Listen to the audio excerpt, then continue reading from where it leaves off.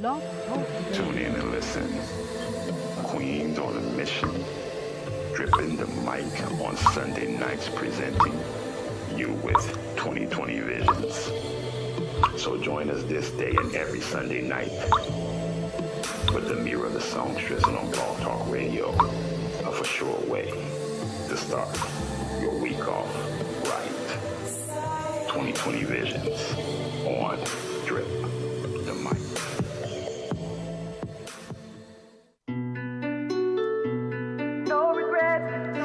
It's Ameerah the Songstress.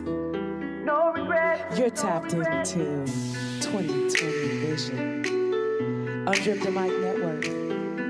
All is well. Stay focused. Hey. We made it in here another Sunday. Yes. Tony, can you turn that camera over, that thing around so I could a little bit? How y'all feeling? Yes, it's another Sunday. We up in here. And I'm actually solo today, but not solo. I have a special guest. He goes by the name of Delay. Yes. Thank you very much. I'll be here all week. What's up, Ameerah? How you doing? Man, I'm so excited to have you here.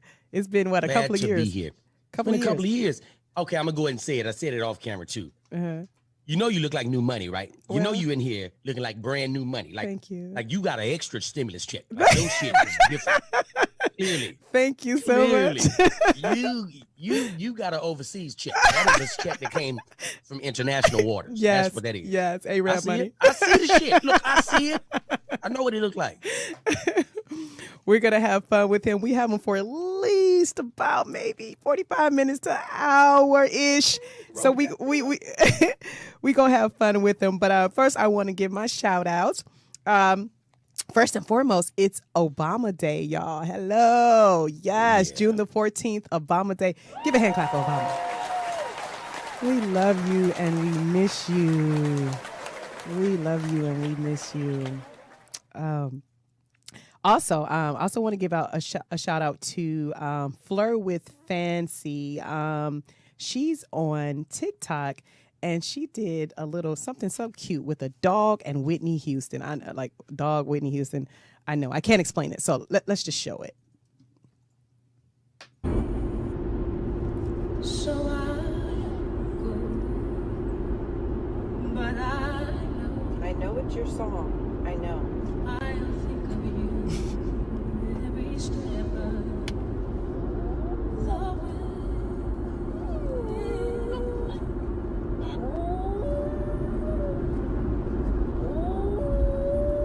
And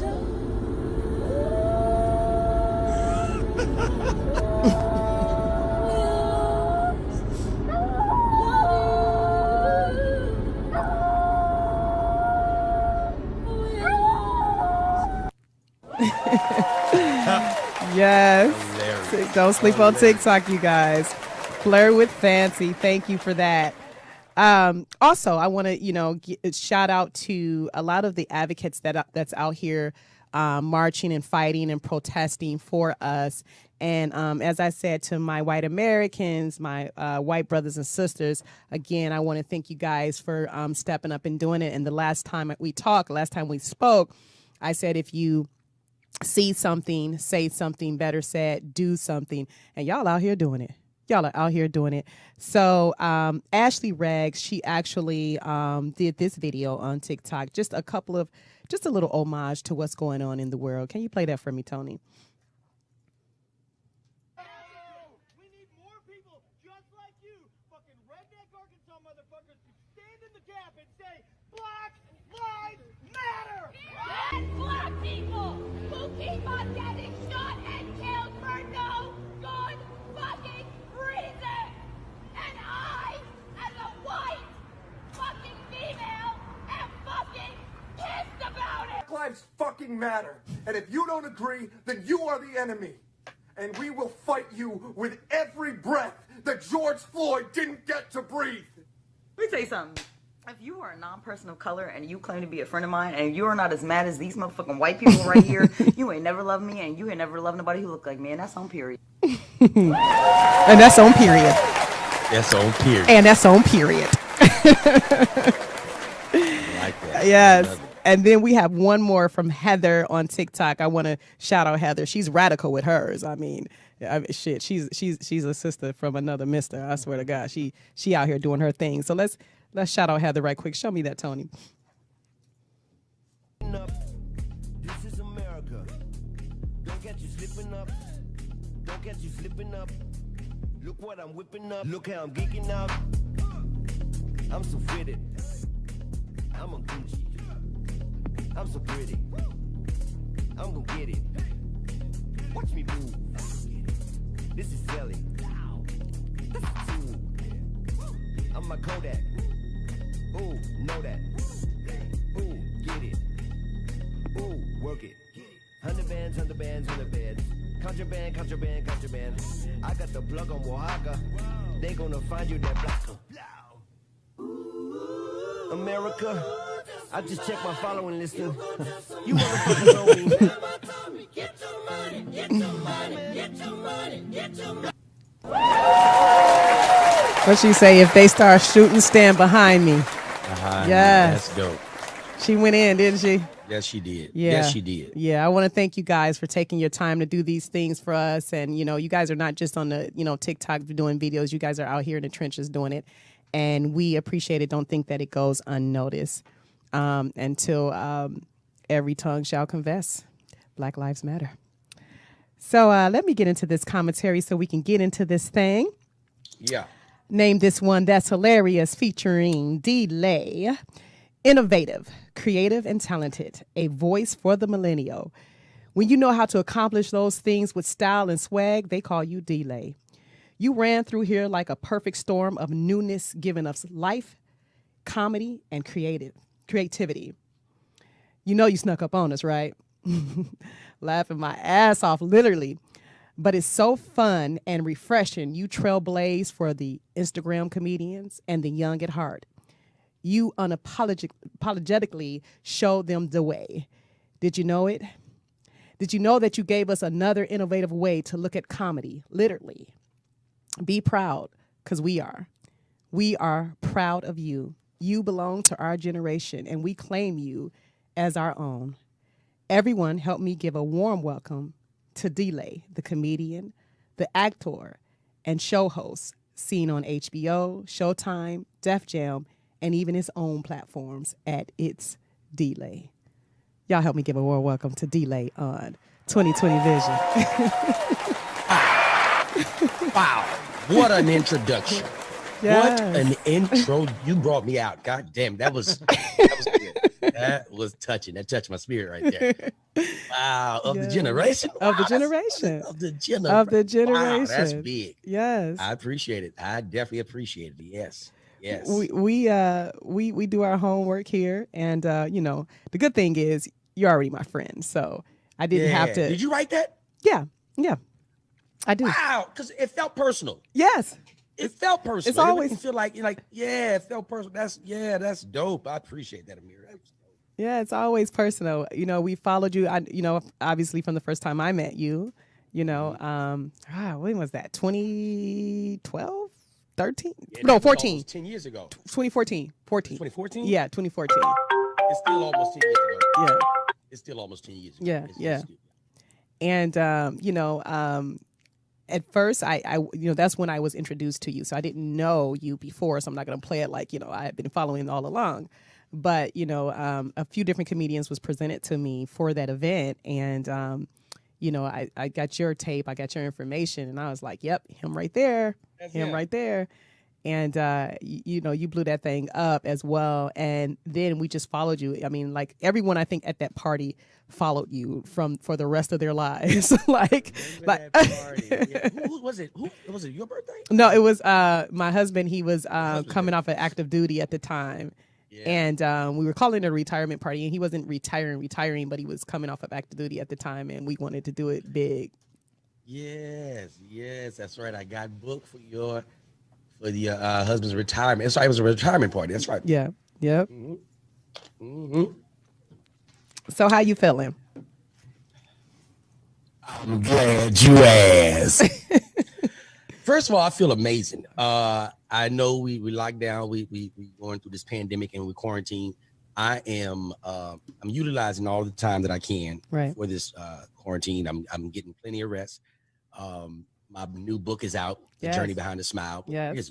Where is Yeah. I got there it is. Boy, look at this. Yeah. That's right. Oh yeah. It's out, and I've started working on my second book. Uh-huh. I have started working on my second book. About 2 months into it. We'll be done probably by the end of this year. Okay. Shout out to my co-author, Angela Artis. She is dope. What's her name? Angela Artis. Angela Artis. Artis. Yes, Angela Okay. Artis. Artist. Yeah, she's dope. Very, very dope. Shout out to you.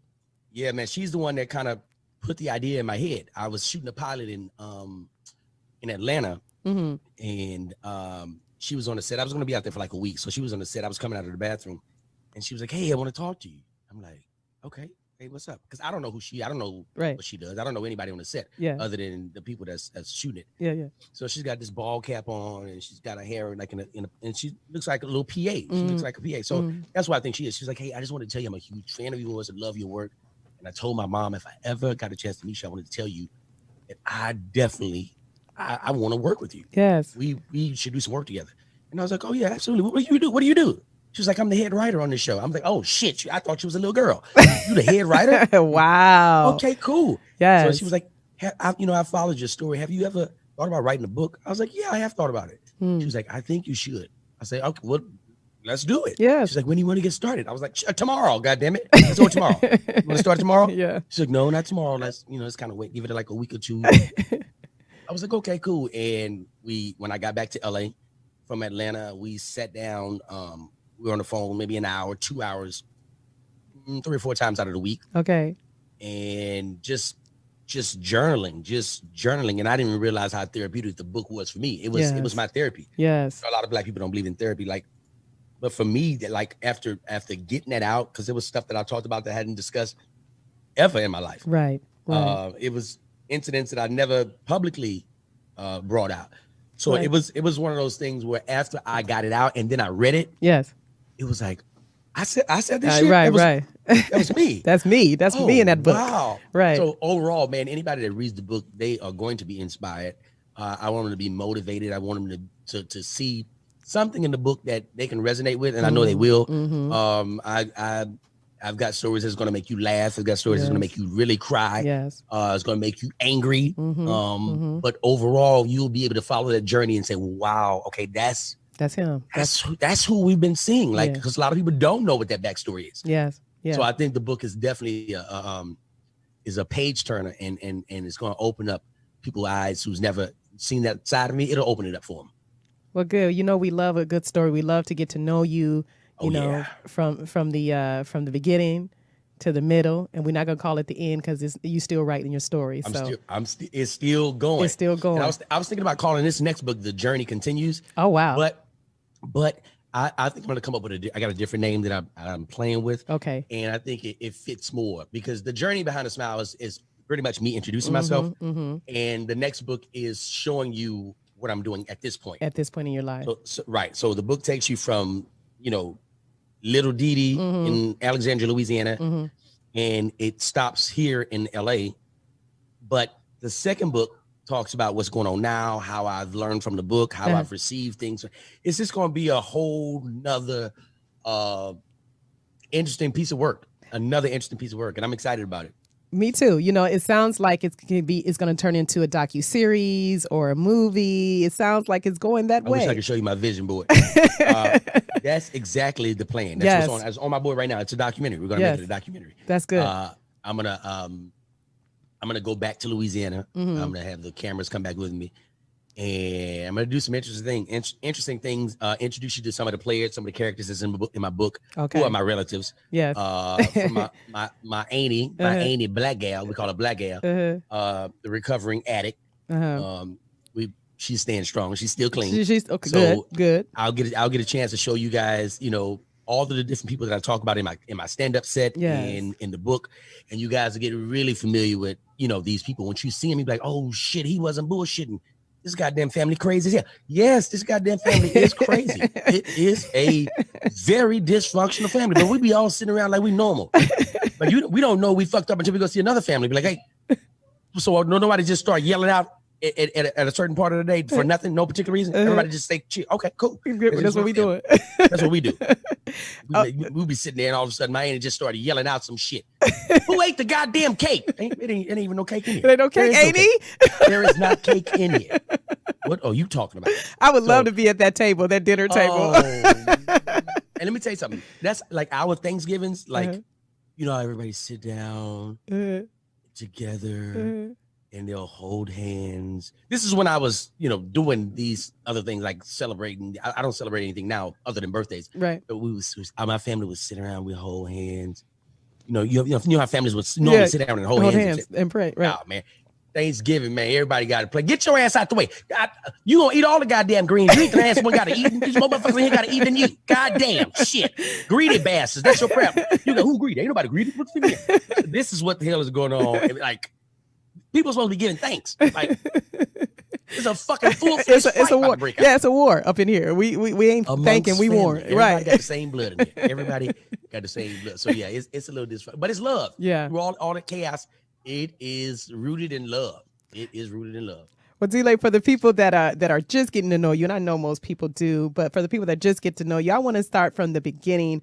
And I know a lot of people think that, you know, or seen you on You Got Jokes. That was probably the first visual for a lot of people. But, you know, where did it start? Like, who told you were funny, like, the first time?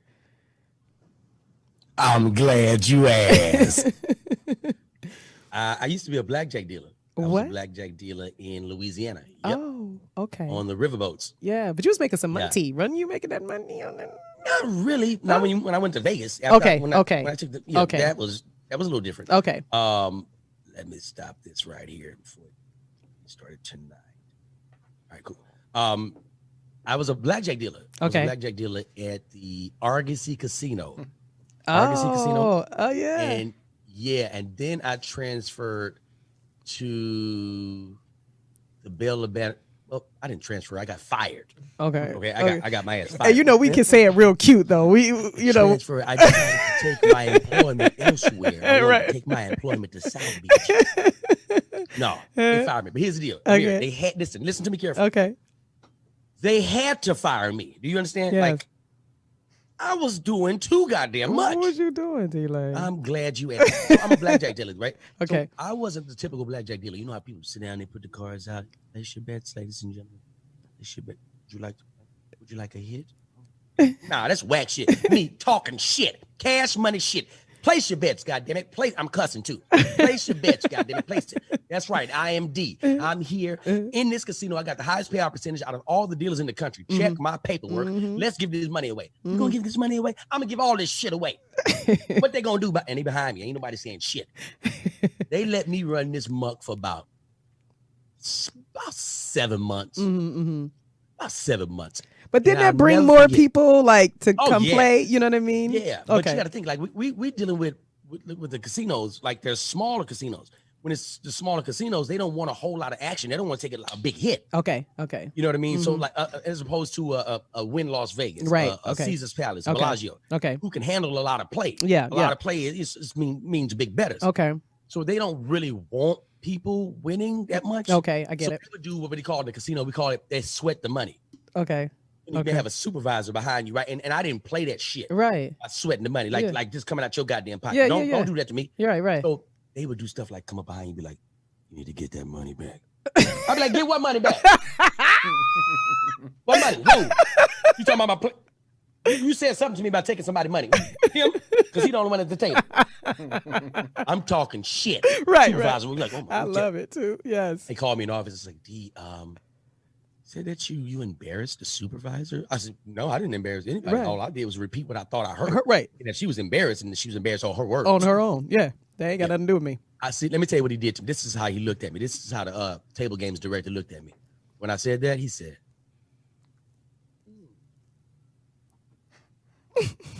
anytime your employer leans back, right, and just, Your ass is fired. Yeah. You don't even know it yet. You don't know it. So this is what happened. Another month passed by, right? I'm still doing the same shit on the table, talking shit. At this point, I've self-proclaimed myself the people's dealer. The people's dealer. I'm here for the people. Hey, I'm in just South like Baton Rouge. that I'm comedian. dealing these goddamn cards. People in here broke. I'm Robin Hood. Right. I'm giving all this shit away. Yes. That's what it is. Yes. What y'all gonna do to me? Nothing. Right. I'm for the people. So I remember dealing, because on a dealer, as a dealer, you deal an hour, you break 20.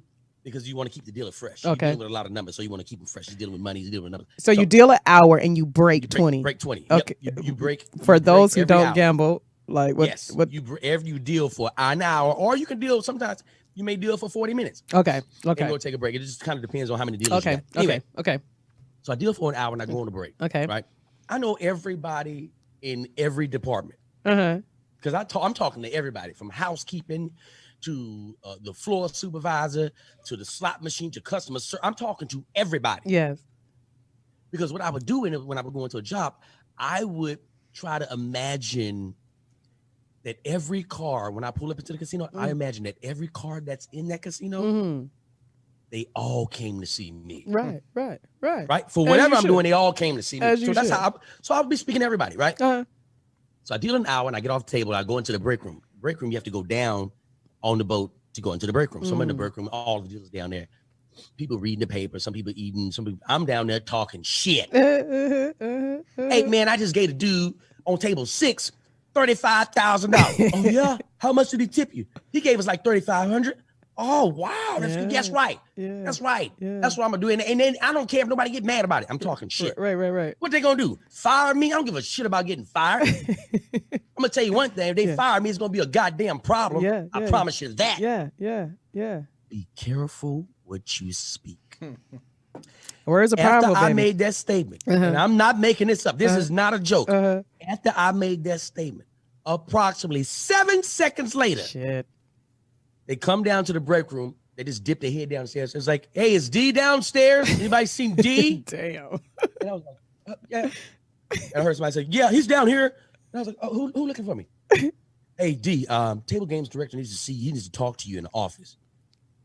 I was like, by myself? He wants somebody else to come with me. Like, you want me to bring one of the other dealers, or you want me to just me? Just okay, you. Cool.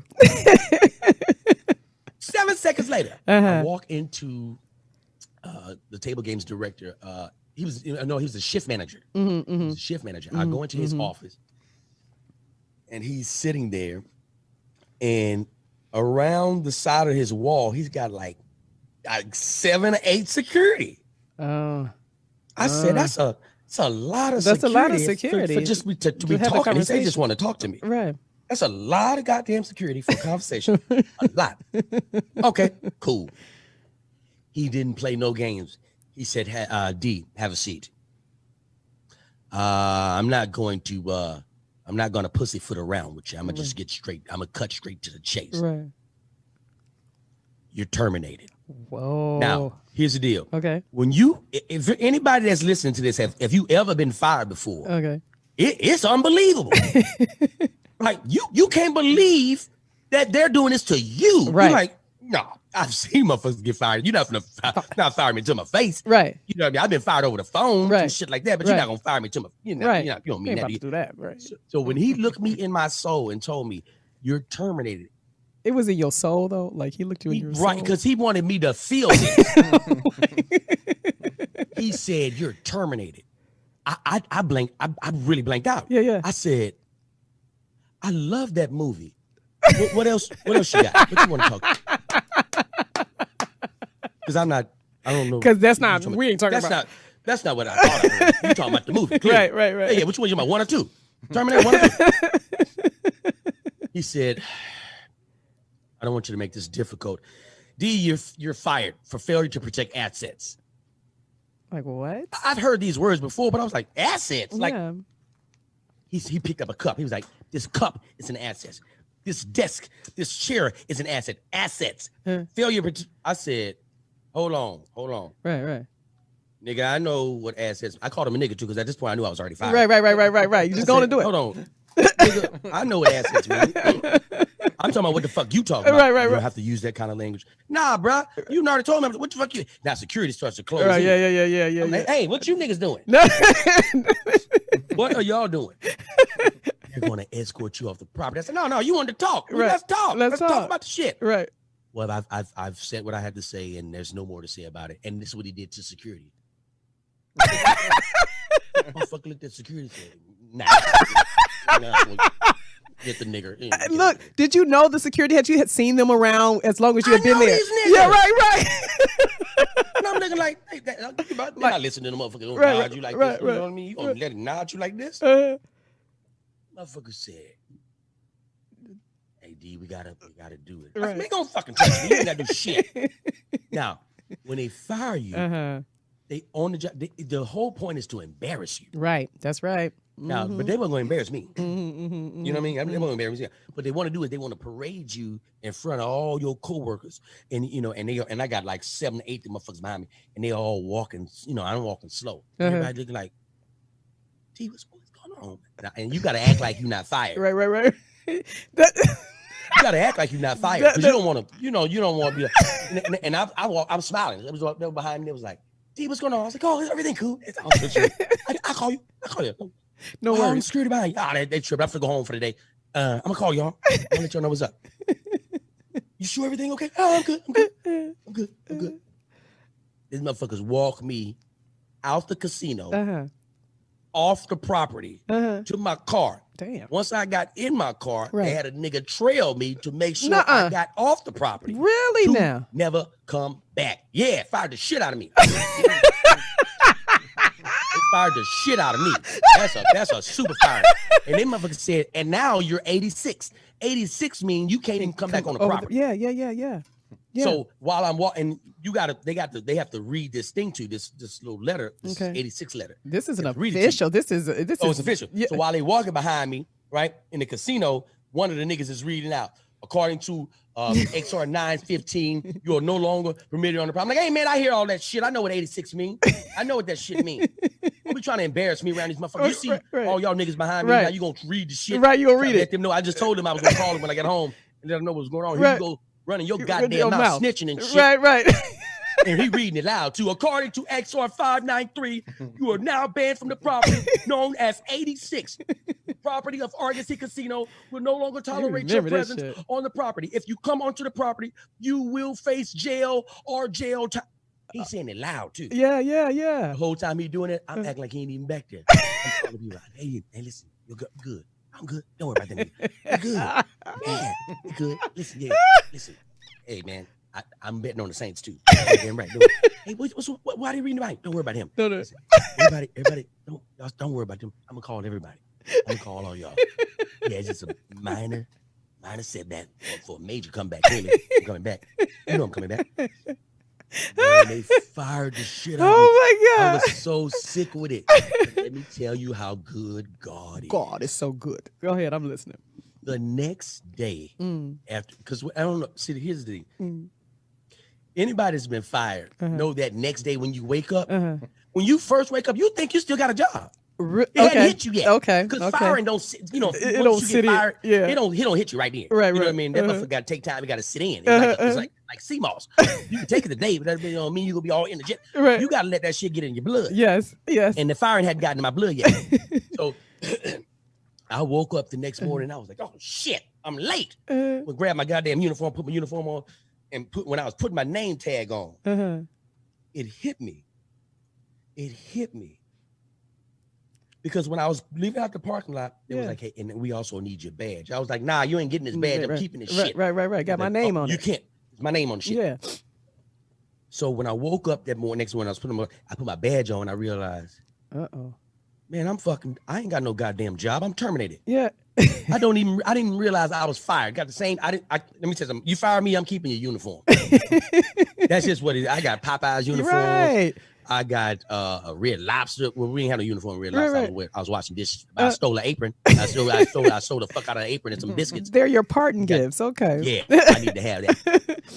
So the next day I got a phone call from from one of the customers who was like a big customer. Okay. Their name was Kim and Claire. Kim and Claire. Okay. Kim and Claire, 2 white women who like really loved me. Oh. And they was really good players. So they were big players. Yeah.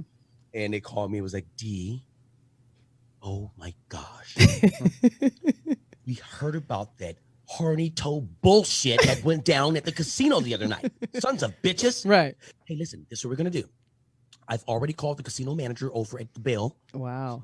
I think I got fired from the Bell of Baton Rouge and I went to Argosy. Yeah. Okay. I got fired from the Bell, went to Argosy. Okay. Talk to the guy over at the Argosy Casino, and he's going to call you, and he's already heard about the bullshit. We've already been praising you. Right, Claire? Yes, Kim. So don't worry about anything. Just go over there, do your interview. They already know what they're getting. They want a friendly, fun dealer like yourself. Yes. Just go. And I want you to know one thing. I went to that son of a bitch, that supervisor, that shift manager, Craig, and I told him what a fucking loser he was, Yeah. and he'll never get a fucking dime out of us again. Yes. We're leaving. If you get rid of D, you've gotten rid of us. Yes. Right, Claire? Yes, Kim. Okay. Yes. I went down there and they hired me on the goddamn That's spot. all right. Let me deal how I want to deal, talk shit. They Yes. didn't give a damn. I love it. So that was the beginning of my comedy career. Excuse Really? me, my casino career. But that's to get back to the, I just took you around the world. No, I love it. We want to know it. We want to hear it. Okay. So I'm at the Argosy casino dealing. Uh-huh. And this guy comes up to me. Name is Jack. Mm-hmm. And Jack is just watching me deal cards and talk shit. Because my table is always packed. Yeah, yeah. How Like, long when I had get you to the been there Argosy- at this point in time? I'm there about a year now. Okay. Okay. So you I'm dealing. there, I'm in there. You doing your I'm in thing. there. Okay. And they give me a corner table. Mhm. The corner table is right it's right on the corner. Uh-huh. Everybody that's coming and leaving, you got to You see got to me. see you. And they gave me a box to stand on, so I'm standing on the box. I'm in this thing. Why you got a box delay? Why they? Because It's my platform. It's your That's my- platform. They that's my- wanted. that Yes. was my Instagram. That was your I first had- stage. That's right. right. My first stage. Okay. And it'd be packed tables, and I would be like, I would do shit like this. Like, let me tell you what I would do as a dealer, right? I don't know how familiar you are with blackjack, but let me just say this. Let's say Okay. you have an 11, Okay. right? Mhm. And the dealer has showing a 6. Okay. 11 is a double down hand, especially against a bus card, which is a 6. Okay. What you would do is you would double down. Let's say you're betting $50 a hand. Okay. You get an 11, you can be like, you know what? I want to double this. Double, Double right. down means you're going to put up another $50, $50. Uh huh. and you're going to only receive 1 card. Okay. Okay. Okay. Most players are superstitious. I want my card face down. I don't want to see it. All right, cool. So what I would do is I would peek at it, right? Peek at it first and then put it down. Because you can do that. I can peek at it okay. after and put it Yeah, down. Okay. And right when, like, I may turn over, dealer has 18, right? Mhm, Now, mhm. I know that person has a blackjack, but they don't know that I know. Right. Right. Right. Right. This is what I would do. You know, oh, damn. Wait a minute. Let me make sure I'm right. Hold the hell up.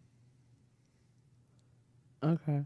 Okay. Hold up. Make Okay. sure I didn't get too far off. Okay. Oh, yeah, got you. Okay. All Okay. right. Okay. All right, perfect. So this is what I would do. Uh-huh. I've already seen the card as a 10. Okay. I already know that they're 1. Okay. So I would look at the card, I'm like, you know what? That right there is a winning hand. You think so? Yes, of course. I know that's a winning hand. Yes. You can feel it. I can feel it in my spirit. Yes. I grab the card, Uh-huh. and when I turn it over, Uh-huh. I turn it over like I just found out too. Oh my gosh, it's a 10, 21. Yes. They can't beat you. They can't do anything with you. They can't stop you. They can only hope to contain you. Yes. You're going to take all of this money from me.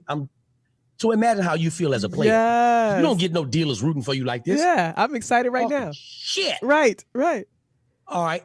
My table clears out. People won, they can cashed out, color up. Mm-hmm. The guy comes to my table, Jack says, hey man, you are really good. Mm-hmm. You should be a comedian. Oh. I was like, oh, okay, yeah. He said, no, I really mean it, man. Like, you're funny. I've been in casinos 30 years. I've never seen a deal like this. I've never. Mm-hmm. I was like, oh man, I appreciate it. Okay. Think nothing of it. 6 months later, Mm-hmm. I'm in the casino dealing. Same thing, talking shit. Yeah. Place your bets. Place your bets. I got the highest payout percentage out of all the dealers in the country. Check my stats. They downtown with my fingerprints. Yes. Yes. Table clears out again. He walks up to the table again. I don't even remember. He was like, hey, man, still wasting your time, huh? I was like, what are you talking about? He's like, I was the one that talked to you about doing comedy. Mm-hmm. Mm-hmm. You're really wasting your time here, man. Mm-hmm. You could be rich and famous Out of here. doing Yeah, comedy.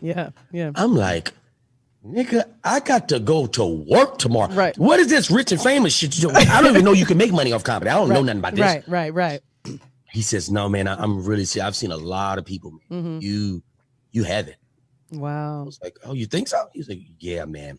All right, cool. So I go on break. When I go on break, another dealer that was on the game next to me overheard the conversation. And he was like, hey, man, I think you should actually try comedy. it. I think you'd be good at it. Yeah. It's like a white guy. I never forgot. I was like, you think so? He's like, yeah, man. I said, okay. Went back upstairs. My man was like, you really need to think about this because I've got the I've got the hookup over at the what's the name of this? It was AAA Funny Bone. Mm-hmm. Oh, Funny Funny Bone. Bone. Okay. Yep. And the owner's my friend, man. I can get you over there.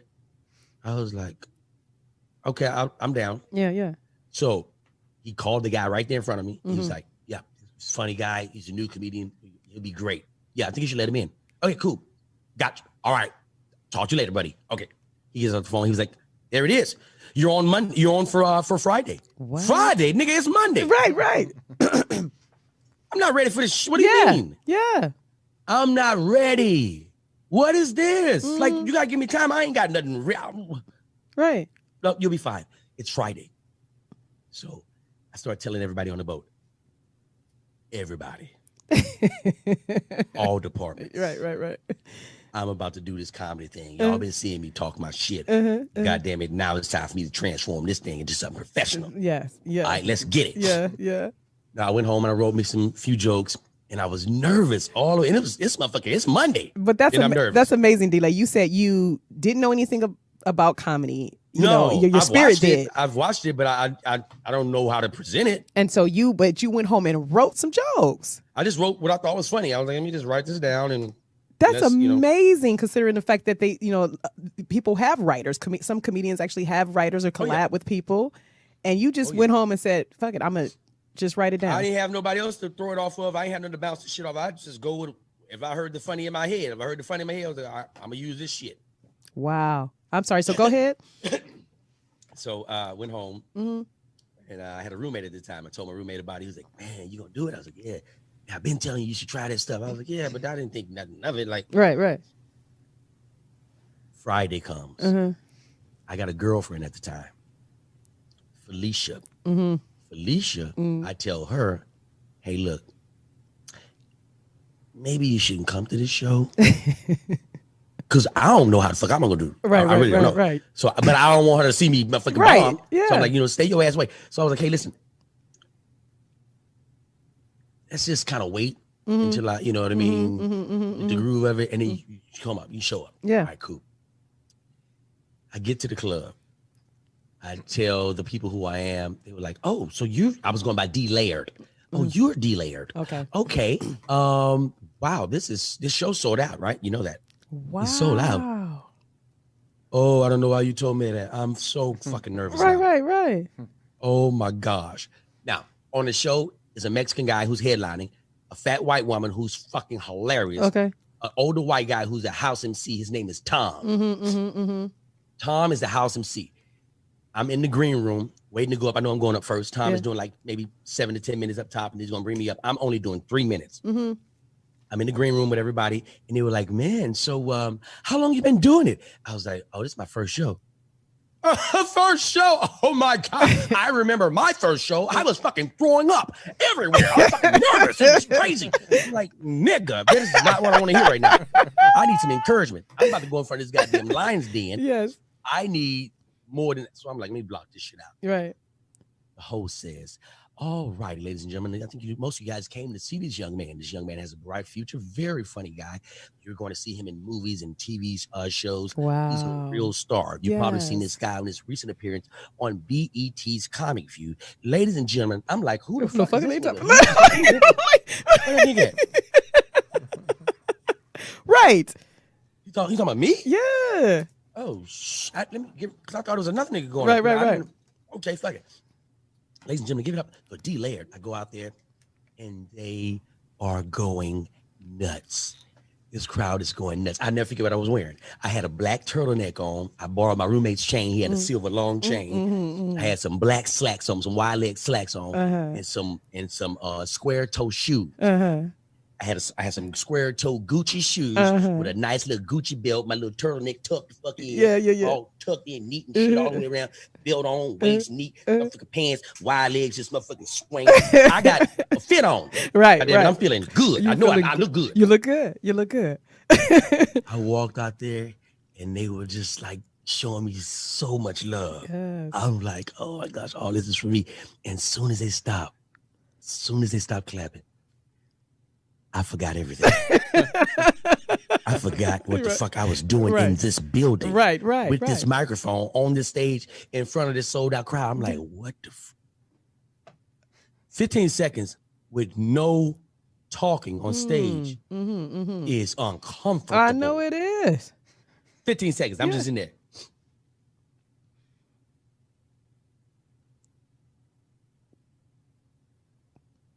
How y'all doing? I'm like, come on, motherfucker, give me that joke. What? Hey! I said, how y'all doing?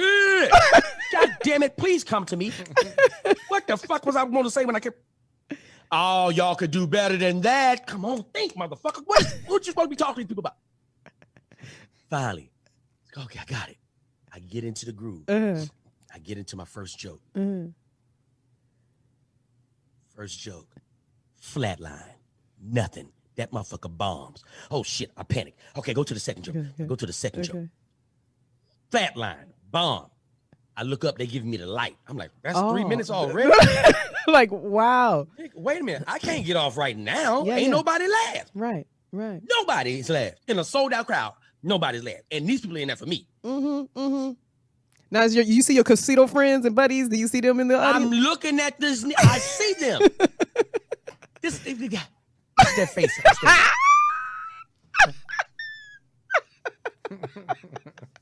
It went from that to. What the fuck is he doing? No, so like, no, what's going on? I'm 5 minutes in. These motherfuckers still have not laughed yet. That's a long time on stage with no laughter. Long time. About at the 7th minute of the set, I thought I heard somebody chuckle. That's my time, everybody. There we go. Close that thing out on a bang. I'm D-Layer. I'm out of here. Upstage. I walked through the green room, didn't say shit to nobody, walked straight past all the comedians in the green room and make a beeline through the showroom, cut through the showroom, go straight to the bar, mad as shit. I throw down my credit card. Bow! I want Hennessy's until these motherfuckers decline. I want Hennessy's until this little motherfucker decline. Do you hear me? You keep bringing them. Don't you stop. And he was like, what's wrong? I was like, I had a rough night. Was that you on stage? I was like, yeah, don't worry about it. How long you been doing it? I was like, only a first time. Yeah. Oh, you got plenty of things you could do. You can fucking read books. You can go to fucking classes. You can do all these. Man, shut your ass up and pull these goddamn Hennessy while you try to be the goddamn advisor. Hold that goddamn Hennessy to this bitch decline. So I'm like 3 Hennessy shots in. Yaka! I gotta drink this goddamn night away. Yaka! I look up. I see my girlfriend, Felicia. Oh. What the fuck are you? What are you doing here? What you doing here? I told your ass. I started to go tell on her because she wasn't even 21 at the point. I was like, hey, I'm about to snitch on you, and we're gonna go home together. You can get your ass out of here. Oh, you didn't do bad? Oh, that's what you say. I didn't do bad. But I ain't do good either. That's what you start with. So I damn sure didn't do good. You start with I didn't do bad. I'm mad. I was like, you know what? I'm gonna get drunk. I think you should go home. Are you gonna be okay? Yeah, I'm gonna be okay. Okay. Good job tonight. Don't tell me that. Don't tell me I did a good job. Don't you tell me that. Don't you hate when you know you fucked up and somebody tell you did a good job? Don't do that. Don't do that. Yes. Don't do that. That's like you having a fucked up haircut. And you walk out amongst your boys and be like, who cut your shit? I'm like, oh man, this new cat. Hey, don't ever let that motherfucker in your head again. That motherfucker chopped your goddamn scalp up. One nigga gonna be like, it ain't bad. It ain't bad. It really ain't that bad. So it ain't good. It ain't good though. It ain't good. Look, Delay, you know, on 2020 Vision, we like to celebrate you, and you know, you fit right into our segment called That's Hilarious. So we put a little homage together of comedians that we love, and we just want to share this with you. Okay, let's All right. Kick it! I ain't scared. Where my bitch? Where my bitch? Can't we just say employee? Oh, girl, I'll be in trouble if I left you now. I was getting some head. Cut it off right now before I come there and get some head out of all of you. This shit here, niggas. This shit's called death. Follow me on this. As Mexicans have been a part of slavery, that shit wouldn't last 400 years. They'd have knocked it out in like 3 summers.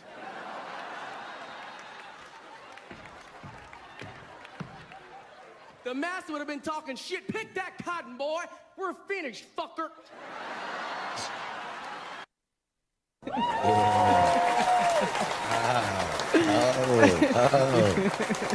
Dopeness. You have now been inducted into That's Hilarious on 2020 Vision. Yes. Yeah. Delay, let's have a drink. What you drinking over there? Well, because I had a long drinking night last night, my body, I didn't want to do it. My body told me. What'd your body say? Nigga, play with me if you want to today with the liquor. I got something for your bitch ass. You just hold tight. What are you drinking? Make me jealous. Okay, so this is called Tomantul. Yeah. Tomantul? Yes, it's a single malt Scott whiskey. And like I said, every month we introduced a new whiskey or scotch. And we drink it. Nice. So have a drink for me. I will. I'm gonna try to pour it up. I usually have somebody here to pour it for me, but It looks good. It's supposed to be smooth and everything. It's a little strong for my taste. It says, look at me, look in my eyes. Look.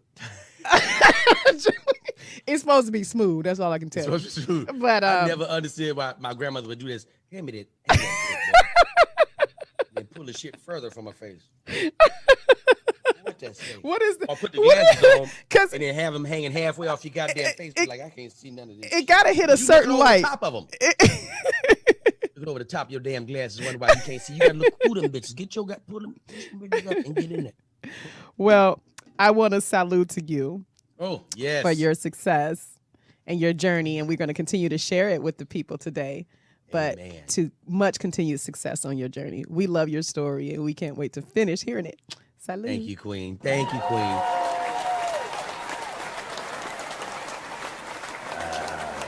Okay. All right. So, like a lot of comedians, there's usually some type of tragedy, or it's, in their life somewhere, or maybe they, came from a tragic background or things that's typically what makes you all funny. That at least that's what true. Okay, then that's true. Then I don't have to. That's true. Okay. Is there any particular thing in your life that you thought or that you feel that contributed to your comedy that was more a little on the tragedy side? I guess once I started doing comedy, my beginning was so rocky. I kind of used that to mask some of the pain that I did experience as a kid. So it wasn't like one particular instance. It was more like me just looking back on my life overall and be like, man, I need to start making myself smile. Okay. How I'm going to do that is I'm going to make others smile. Okay. And once I decided that I was going to really pursue this dream of comedy. Yes. I realized, I was like, wow, I've got so much to be happy about because I came from so much pain. Yes. Yes. So and when I present my comedy, like when I talk about some of the characters in my family, like I laugh about it now, but it wasn't funny when I was dealing with it. It wasn't funny watching my auntie smoke crack. You know what I mean? Like right before I go to school, I'm walking to the bus stop, your ass is smoking crack. Like, hey, what you doing? Oh, just getting a little hit, boo boo. And I'm like, that's crack. Yeah. Like that's I'm like, and it's embarrassing because I'm looking at my friends and they're looking like, dude, ain't that your auntie over there? I'm like, yeah, shut the fuck up and get on the bus. Right. Yes. How old were you? About 8. And you knew what it was? Oh yeah, I knew what crack smelled like. I'm like, oh, somebody smoking crack. Like, how you niggas know what crack smell? I know crack smells terrible. Yeah, don't it smell like stinky coochie? Like it is. Hold on, wait a minute. I ain't never had crack compared to bad pussy. No, because look. No, I mean, there was actually a crack addict in my household too when I grew up, and like, when they would come out because I don't know why he would do it in the bathroom, but he would when he would come out the bathroom, it's almost always smelled like rotten coochie. Like it Okay, just you know what? Now that you mentioned coochie, yeah. I think that's what Yeah. practice that smell is similar to. And look, I thought it was me, but not that I thought I was stinking. I didn't think it was me stinking. Let me be very clear, okay? I'm saying I thought it was just me that smelled that. Anyway, no, because I wasn't gonna let you run off with that one. That was I passed you a free throw. It was not. We weren't gonna do it. We weren't gonna do it. Anyway, I'm sorry. Go ahead. Yeah, so it was, those characters that I talk about, like I said, I'm able to smile and laugh about it now and make light of it. But as a kid, not having any explanation about what you're going through, that shit is scary. You don't know what's going to happen next. You don't know. That's a lost place for a kid that has no instructions and nobody's giving me the guidance that I need to, as far as, I've got structure in my life, but like nobody's talking to me about some of these activities that's going on around me that exist, that clearly exist. And I had to figure out a lot of stuff on my own. Yes. Yeah. And then figuring out on my own as I got older, I just used all those things that I wasn't familiar with, or I was left in the dark about. I just used it for my comedy.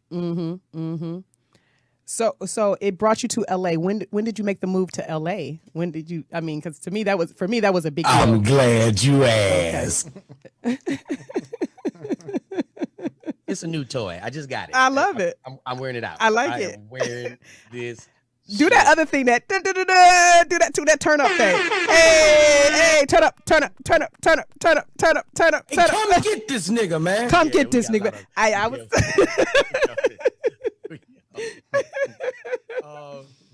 yeah, man. So I just decided to just change everything around and just my whole frame of thought and my mindset. I just renewed my mind. I just renewed my mind and just went about things differently. Okay. I didn't want to have an upbringing for my sons the way I came up. For my sons, I didn't want that for them. And I just wanted to do things different. I wanted to be in a household where I heard I love you. I was telling people I love you. Just wanted things different. So as I got older and I started maturing, I started flipping my mind around and stopped feeling sorry about what my past was. Okay. Let me be this new person that I want to create for the future. Yes. And do these things for my kids that I didn't have. Yes. So, and then again, like I said, my comedy, taking on my comedy and talking about having a uncle who I'm roommates with. I'm fucking 8, he's 40, and we roommates. Oh my God. Call that nigga Uncle Roommate. That is his name. So like all those are real, those are real stories that I dealt with. And it's just it truly has made me who I am. Yes. And it's strength. Yes. I can imagine. So, you knew this question was coming. How did you meet Bill Bellamy?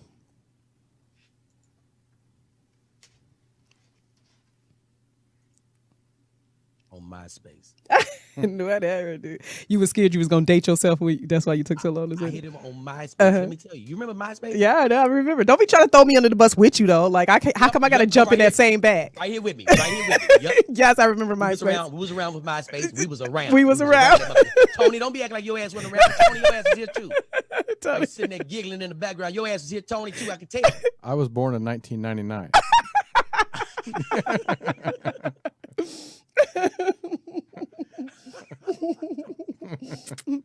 I was born in 1999. Right. But look, he done owned this station for 12 years. Right. He been in radio for 12 years. That's right. Exactly. Anyway, go ahead. So you met him on MySpace. I met him on MySpace. What happened was there was a Who's Got Jokes. Okay. Yeah. This lady by the name of Tina Graham. They call her the mother of black comedy. Okay. The godmother of black comedy. And she knew me. She was like, "You got to get on TV. This shit got to be on TV." Yeah. So she said, "You need to come down and audition for the show called Who's Got Jokes." I was like, "Oh, I've heard of that show. I think they're like in that season. They're like in that 3rd season at this point." I was like, "Oh yeah, I'll do it." So I went to an audition. It was at the J Spot. Shout out to J. Anthony Brown. Yes. Shout out to the J Spot. Yes. Went to the J Spot, did an audition and killed.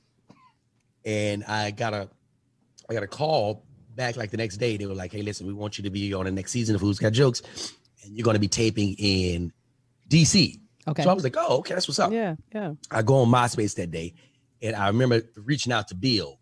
I was like, hey, man, if this is the real Bill Bellamy. Right.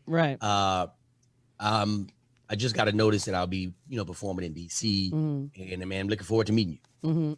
He wrote back, yes, this is the real Bill Bellamy. Heard about you already, a young brother. Looking forward to working with you. What? Heard about me already? You just never know. Oh, shit. Okay, that's how we're going to do that? All right, cool. I get to DC, just to speed the story up, I get to DC, and, Who's Got Jokes is a talent competition. It's a competition. So when I get there and I look at the lineup, I see all these goddamn old heads, these vets. Oh, wow. I was like, what are these niggas doing here? Yeah. This motherfucker, this supposed to be Yeah. for youngsters. What is? I'm looking at Pierre from How to Be a Player. Oh, wow. With Bill. He's Wow. on the show with me. Wow. Okay. And he's from DC. Okay. That's good. And the crowd, it goes on crowd participation. So I don't want to go too long into it, but That's okay. I had a trial trying to get to DC. Okay. Like I missed a couple of flights, not on my fault, but the train it was a lot of shit going on. So I was frustrated by the time I got there. When I got there, everybody had a day like to kind of rest. I get there, I'm performing in like 3 hours. I was like, oh shit. As soon as you get there, you're performing in 3 hours. 3 hours. And I look at the lineup, I see all these old, I was like, what is these TP Hearns? These are older comedians that I used to watch. Hey, bro, I'm on the phone. Come get this nigga, man. Hey, come get this nigga, man. I'm at work. They do the same thing to me. That's all I can tell you. People don't care. Okay. Where was I? So you, God, he threw me off too. Pierre was there. You had so 3 hours. T. Okay. Harris, Okay. I'm on the show with all these vets. Yeah, the vets. And I Yeah. remember saying to myself, man, I did a lot to get here. I don't give a shit who's on this show. Right. I remember saying this. I'm whooping everybody's ass. That's right. I'm like, I don't give a shit who's on. I'm whooping everybody's ass. That's right. Period. Point blank. Period. Yep. Point. Yep. So I go on, and you have 2 rounds on Who's Got Jokes. You do your regular set, and then they have like a challenge round. You don't know what's gonna happen. So my first set, I went out, blazed that bitch. I mean, let it all out. I let that goddamn chopper rain. That goddamn. We were in Constitution Hall. Okay. I'm in there letting that bitch rain. Yes. 'Cause I got a point to prove. Right. It's a new motherfucker in here. Yes. And I ain't trying to shit on nobody. I'm trying to show y'all what's new and hot. Yeah, what you can do. Innovative. And out there and blaze that bitch. Now, you can listen to everybody. You can't hear their set, but you can hear with the roars, right? So I'm going up second. No, I'm going up third. There's 4 people on the show, I think 4 on the show. I'm listening to everybody. I'm like, wow, these are strong sets. Everybody's having like really strong sets. And I was saying to myself, it can get louder. Yes. Come on. It can get louder. Come on. I love it. I go up, do my thing, rip this bitch. Second round, the challenge is, they were giving me a challenge of being like, I think it's on YouTube. If I were the president, okay, the red phone rings, okay. and it was they want to know what the answer. How do you respond to this? The red phone rings. It's 3 a.m. in the morning. How do you respond? Yeah. Right. I'll never forget. Rodney Perry was the co-host. Okay. Yeah. Rodney Perry had an audience member stand up and read the question. I remember steering all the way away from the question, all the way away from the question, and just focus on one point, because he was like, "It's 3 a.m. The red phone is ringing. What are you gonna do?" I said, "Hey, what is this? This nigga sound like a phone sex operator. What time is it? 3 a.m. This motherfucker. Hey, you don't talk to nobody like that at 3 a.m. It's 3 a.m. The red phone is ringing." I said, "Why you got a red phone any goddamn way? You trying to be sexy? What is this red phone?" Because they didn't tell me that. This is what I did not know. Okay. Oh, it was so much going on that I didn't hear it. You're going out as a candidate running for office at a town hall meeting. And the audience is the town hall. Okay. And they're asking me questions. Right. But I didn't even let him get through the shit. I cut him right off at, "It's 3 a.m. The red focus ring. What are you gonna do? Well, I'm gonna get some Vaseline first. That's what I'm going to do. It's 3 a.m. and that's the type of tone we use. Yeah, that's what. Yeah. You keep talking like that. I feel like I owe you $3.99 for each additional minute. Right. I didn't took the thing somewhere else and won that round and advanced to Germany to the semifinals in Germany, where I really got a chance to hang out with Bill, and he and I talk. Okay. And vibe, and he was like, "Hey, bro, you funny, bro. When we get back to the States, man, I'm gonna take you on the road with me." I'm like, "No, you're not. Right. No, you're not. Everybody's tried that. Yeah. That's not going to happen. Yeah. Because I've been out the road with a lot of people. Okay. And I'm one and done. You're not finna have me on that goddamn road with you that long. Okay. And so I'm like, when Bill was like, "Yeah, I'm gonna bring," I was like, "All right, sure." Sure. Got back to the States. He called me. He said, "Hey, man, what your schedule looking like for?" Nigga, my schedule looking like open. Right. That's what my schedule look like. Mean? It's open. Right. Where you want to go? Right. So he was like, "Yeah, I'm gonna get you on the road to get some dates." All right, cool. And the first show, I went out there and let that goddamn chopper ring again. Boom, bah, zip, zoom, bam, wow, ouch. Came off stage, he was like, "That's what I'm talking about." And it wasn't one of no fake ones. Yeah. Because I've come off stage before, people like, "Hey, boy, hey, man, you get your thing, man." Right. You know what I mean? They ain't that happy for you. Not at all. But Bill was like really genuinely happy. And he was like, "Man, look, I don't give a damn what you do on this stage. I want to be pushed. I want to be pushed." Right. I remember his manager came to me one time. I don't know if it's Barry Katz. And he was like, "I've heard a lot about you. And you're really good." I told Bill that he was fucking nuts for bringing you on the road. Yes. But Bill's a competitor. So that's what I respect about Bill. Like, Bill is a competitor because he wants to get better. He is a student of the game. You know what I mean? Still to this day, even almost 30 years in, he's still a student of the game. And just, he gets it. He wasn't one of those people that be like, damn, this stuff, he on stage rocking. He's like, no, he on stage rocking. Okay, I need to step my shit up. Yeah. And it's always been a healthy competition. That's beautiful. Always. So how did you guys form the Ladies Night Out tour? Is that where it was born, or how did that happen? I was living in the Piero Apartments. Okay. Which downtown Las Vegas. Okay. Paying rent that was way too high for me to be paying. Okay. And I remember Bill called me. He was like, "Man, they tripping, man. Because we were supposed to do a Who's Got Jokes tour, and they were just going Who's Got Jokes All Stars. And they were going to pick like 7 of us, right? And they kept kind of stalling every time. So I told Bill, "Hey, man, fuck them. Fuck, you need a Who's Got Jokes tour for? Start your own shit." Right. He was like, "Yeah." I was like, "Bro, just think about it. Just think about it. Just call it, Bill Bellamy presents something and just give it a name. Yeah. Whatever it is, it's going to be a bunch of women there." Okay. He was like, "Yeah." So we brainstormed for like 2 days. And he called me like the next day and he was like, "Man, I don't know what you think." I was like, "Bro, I like Ladies Night Out tour." Oh, wow. Okay. So okay. He was like, "Yeah." I was like, "Bro, put your name on the top of it. You the bigger name. Bill Bellamy's Ladies Night Out tour." Yo, D-Lay, that's dope. Yeah. Yo, that's dope. I was like, "Yep." And then bam, did our first date in Houston. And then, that's where we grabbed Ali Sadiq, who is the heartbeat of Houston, and Jay Reed. Okay. And that was it. That was the goddamn team. And then we started doing like dates and started creating a little buzz.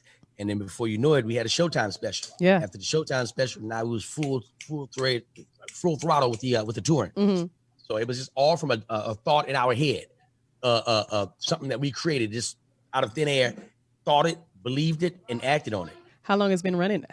How many years now? It's slowed down now because everybody's doing their own thing. Ali, he's got a few specials, 2 or 3 specials out on Comedy Central. I've got a comedy special. I've got a comedy album. I got a book. I got, you know what I mean? It's more time for me to start establishing myself as a headliner. For those people that are not aware that I can headline, that I am a headliner. It was just, because a lot of times if you just stay with the headliner featuring, that's how people treat you. Right. And even though I'm a headliner in a feature spot, I had to make the decision. You know what?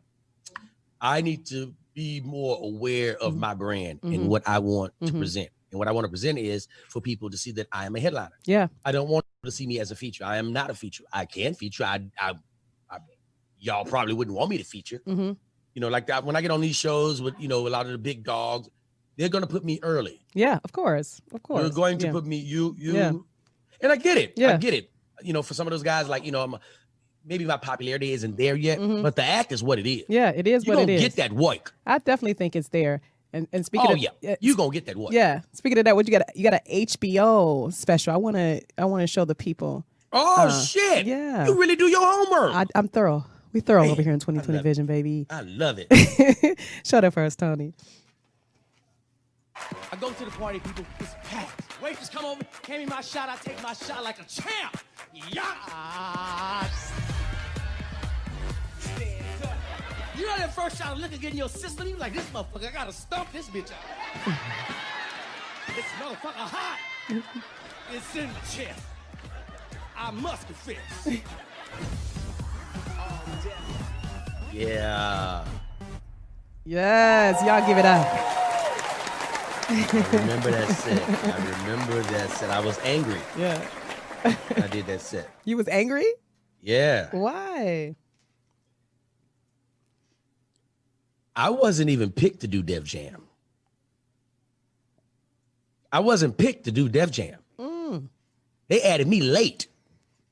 I was out doing a college somewhere. Okay. On a Sunday. Okay. And I got a call from who's my manager now, Jeru. Okay. He was one of the producers for the show. He was like, "Hey man, are you good? Are you in town?" I was like, "No, I'm not in town." When you gonna be back in town? I was like, "Tomorrow." Hey, you wanna tape Def Jam? I was like, "I thought you already had." You know what I mean? Y'all line up. Okay. Okay, cool. So y'all already had your lineup. Right. And maybe somebody fell out and now y'all need a replacement. You know what? Humbled myself. I was like, you know what? Yeah. I mean, I'm gonna do it. Yeah. I humbled myself. I said, I'm gonna do it. I walked in there. This is what when I landed in LA, I had my stylist, shout out to my stylist, Okira Banks. Okira Banks. Hey, I need you to give me some fly shit to wear. Yeah. What you just said. And I need you to meet me at my place. And from my place, the car gonna pick me up and take me to the Orpheum, wherever we're performing at. I'm still kind of in my feelings. Right. Y'all didn't pick me first? Yeah. I was like, when I walked in the building, I was on one. Yeah. I was on one. It was like, hey, you need your credentials. I was like, all right. That's the last time I'm gonna have to show a credential. I promise you that. I promise you that much. When I finish this shit, I promise you. I won't have to Okay. show. Got the credentials. I went in the green room with all the comedians that get ready to tape. It was like, oh shit, dude, like, man, we didn't even know you was. Yeah, this is my face. Yeah, I'm here. What's happening, everybody? Where's the lineup? You over there on the wall? I went over there. I was like, what show I'm on? Oh, you on show number 4? No, you on show number 3. I was like, all right, cool. I looked at the lineup. I was like, hey, who's going last on my show? And my face is just like this. I'm on one. Hey, who's going last on my show? Oh, they haven't given out the lineup yet. I said, oh, okay. All right. I hope everybody's prepared. I really hope everybody's prepared. It was like, oh, yeah. I'm hot. Yeah, you own it. You own one. These the motherfuckers you picked over me. I got something for you. And ain't no disrespect to them. Right. Because they know too. Right. Y'all know too. Right.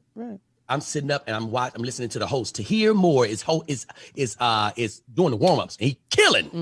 I'm saying to myself, all right, that's what I'm talking about. Get these motherfuckers right. Get them right. Watch them go up. First guy go up. Second guy, Daphne Springs go up. Then Nate Jackson go up. And I'm on deck. And I'm back that motherfucker bouncing. Waiting. Backstage bouncing. Adrenaline's building up.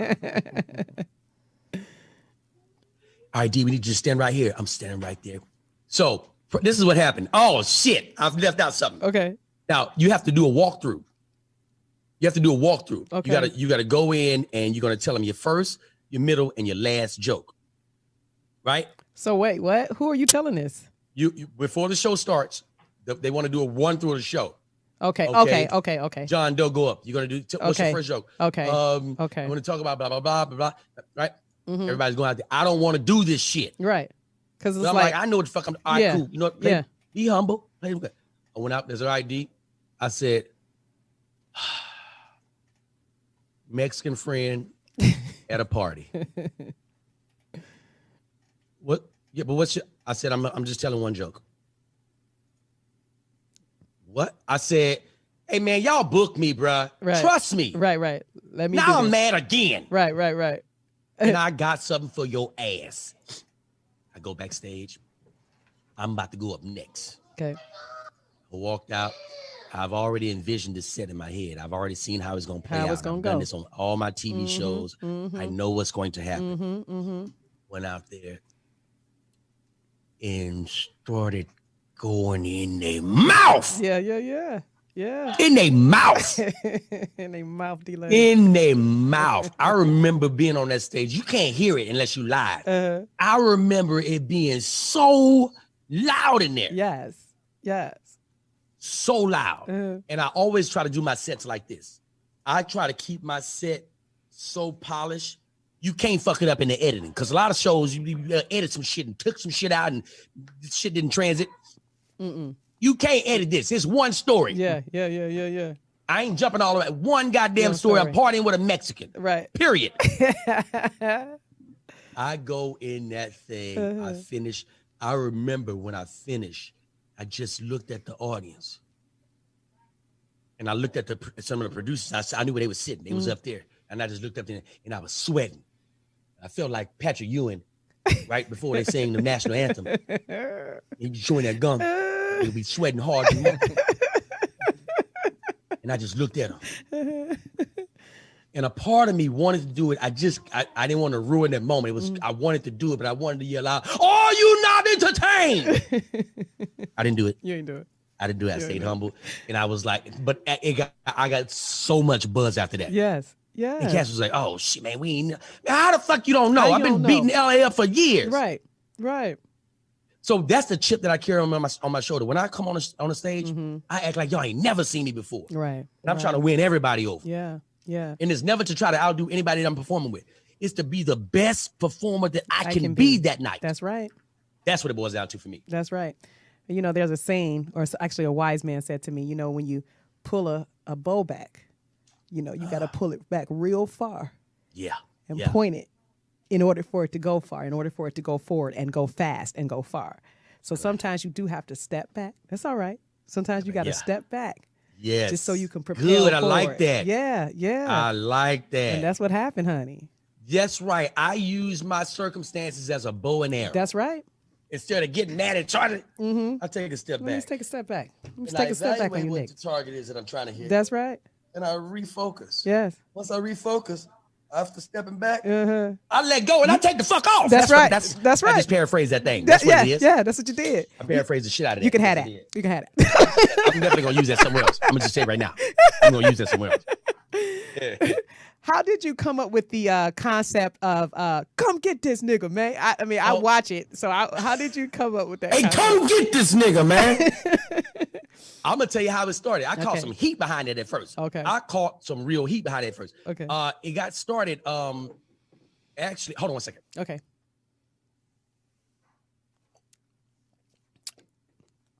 I think we can actually show a little. I'm gonna show a little clip from your series, your Instagram series. Show that last clip that we had for him.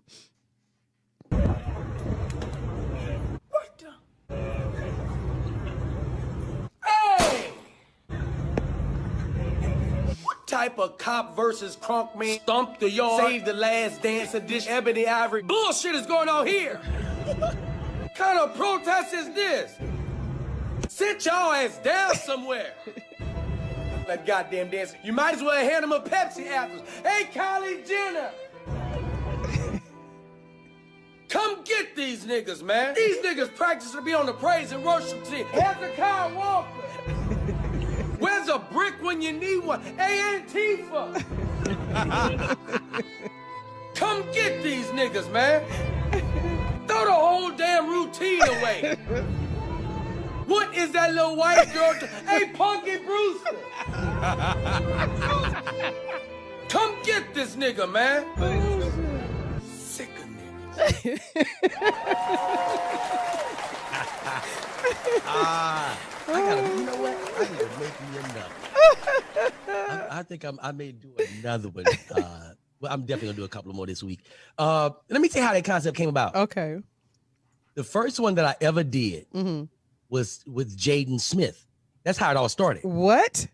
Jaden Smith was on stage, and he was like, he was making an announcement. He was like, I just want everybody to know that, you know, a lot of people not aware of it, but Tyler the Creator is my motherfucking boyfriend. I'm like, hey, right. Hey, what is that? And what happened was, I remember, I'll never forget, I was in Tulsa, Oklahoma when I did that video.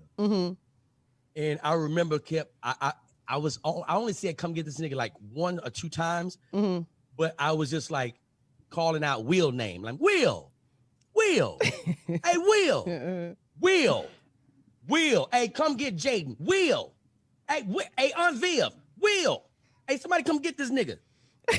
And it stuck. I was like, when I listened to it again, I was looking at the comments, and people were like, yeah, somebody need to come get this nigga. Man, you got to do another one of these. Another one? What do you mean?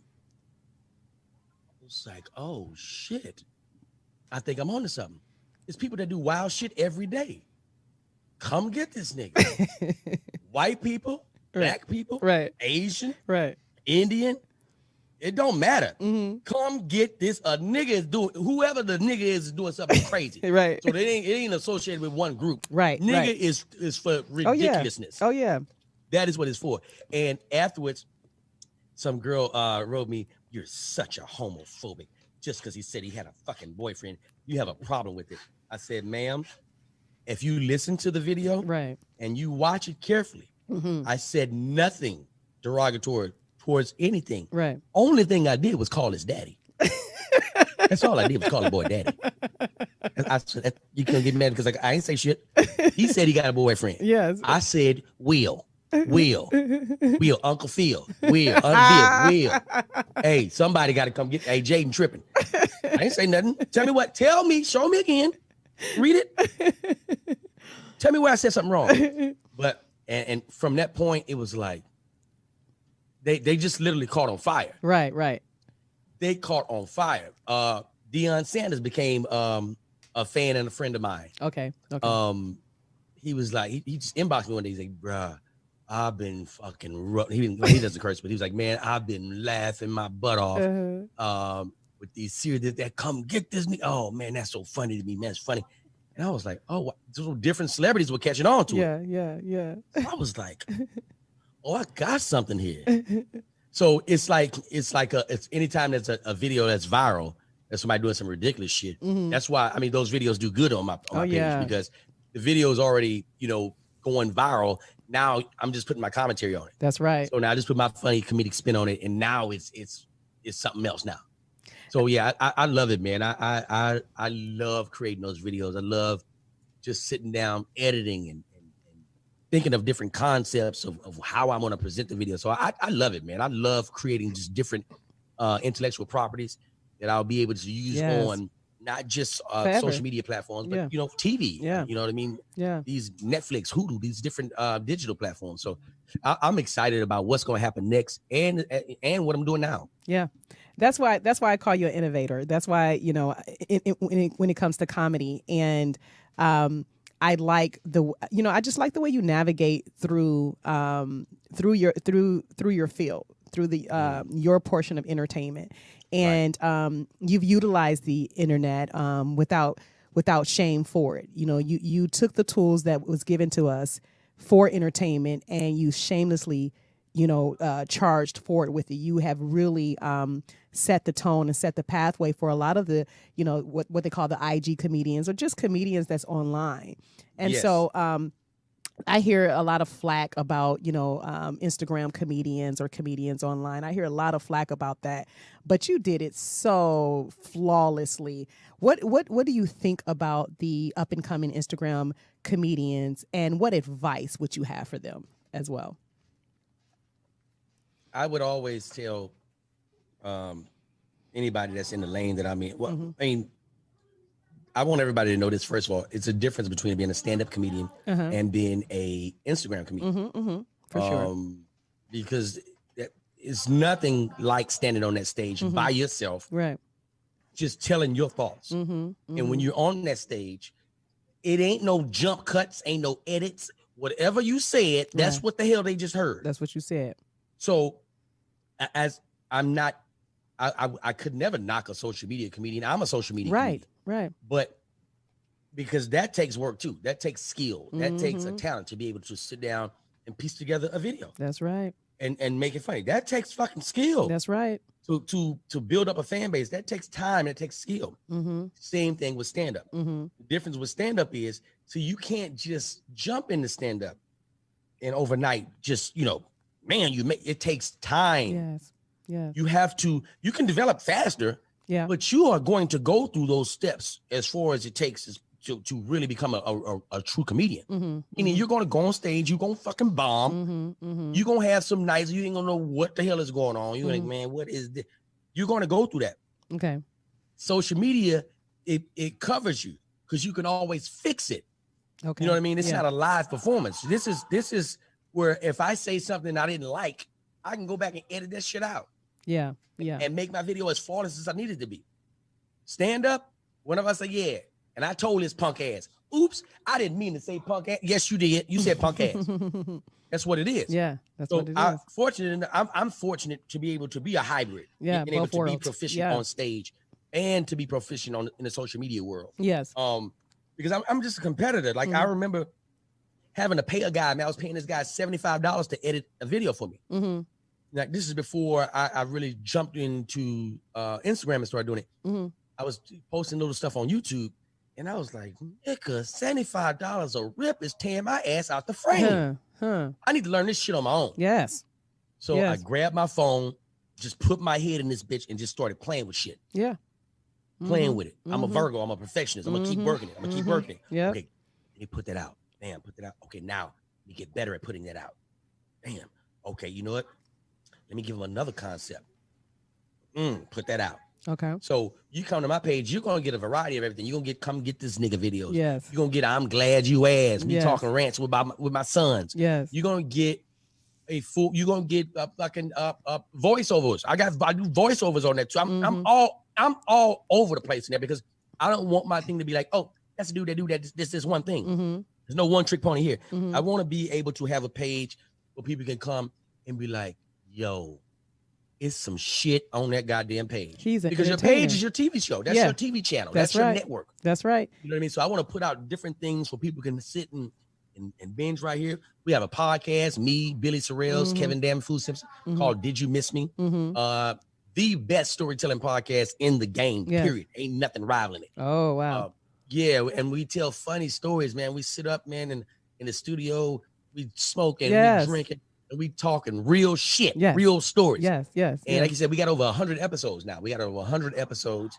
And I guess we're about to start transforming some of these stories into TV shows, into albums. It's a lot of material. That's over 100 episodes of stories. Yeah. That's a lot of fucking material. Yeah.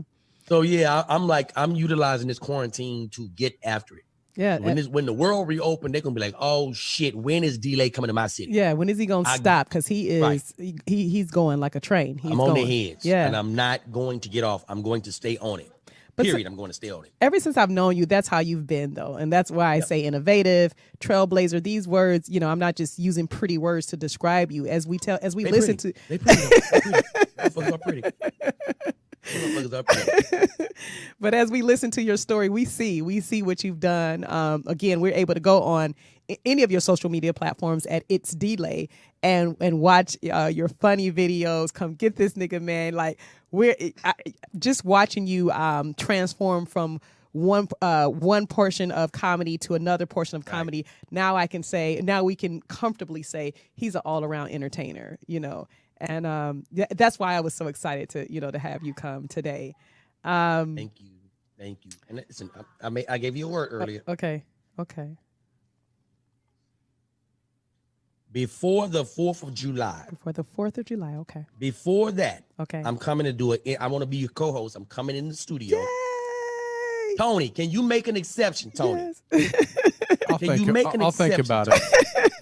When it comes to the smoking, Tony, I'm only gonna be there one day, Tony. We just trying to get one day, not even a whole day. If you I'm can gonna be in have that them thing do maybe it, 2 hours. man, if you can have them do it, I can't promise you what I'm gonna do, but let me tell you, Tony? if you could get him Tony, I believe in you, to Tony. let us talk just one time, just Tony. what would you do if Snoop Dogg came in here, Tony? That's all I'm saying. Exactly. You say, Snoop Dogg, Yeah. no smoking.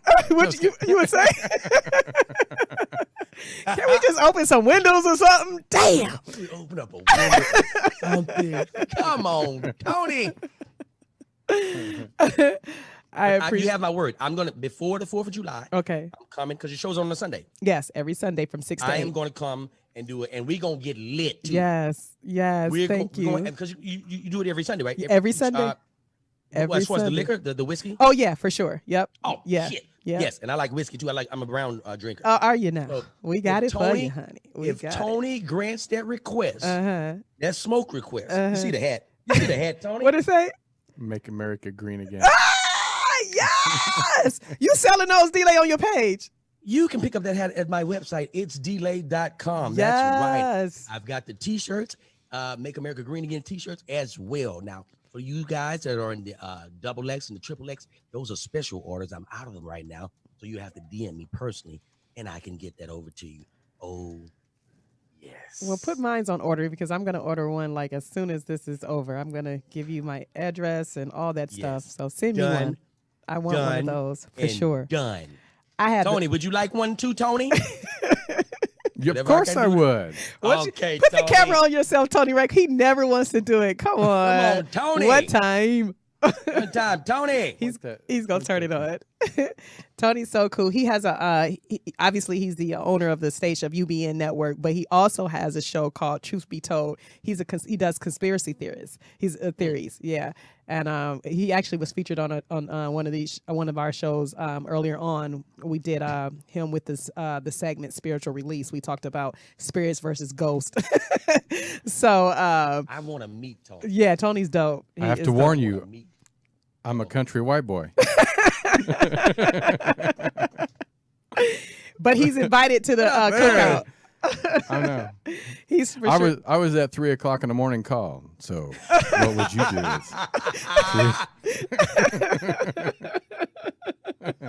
The red phone is ringing. That's right. It's 3 a.m. And what would you wear?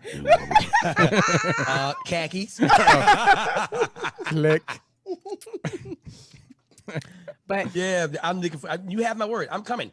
I'm coming Thank in you. studio. I appreciate And it. we're going to rock out. Yes. We'll have a great goddamn time, put together an amazing show. Thank you. And show these people That's right. what happens when Ameerah and Delay team Gets up. together. Yes. Shit. It's going to be some shit. 'Cause let me tell you something. Y'all don't know this. Ameerah will book me for different shows in the California area.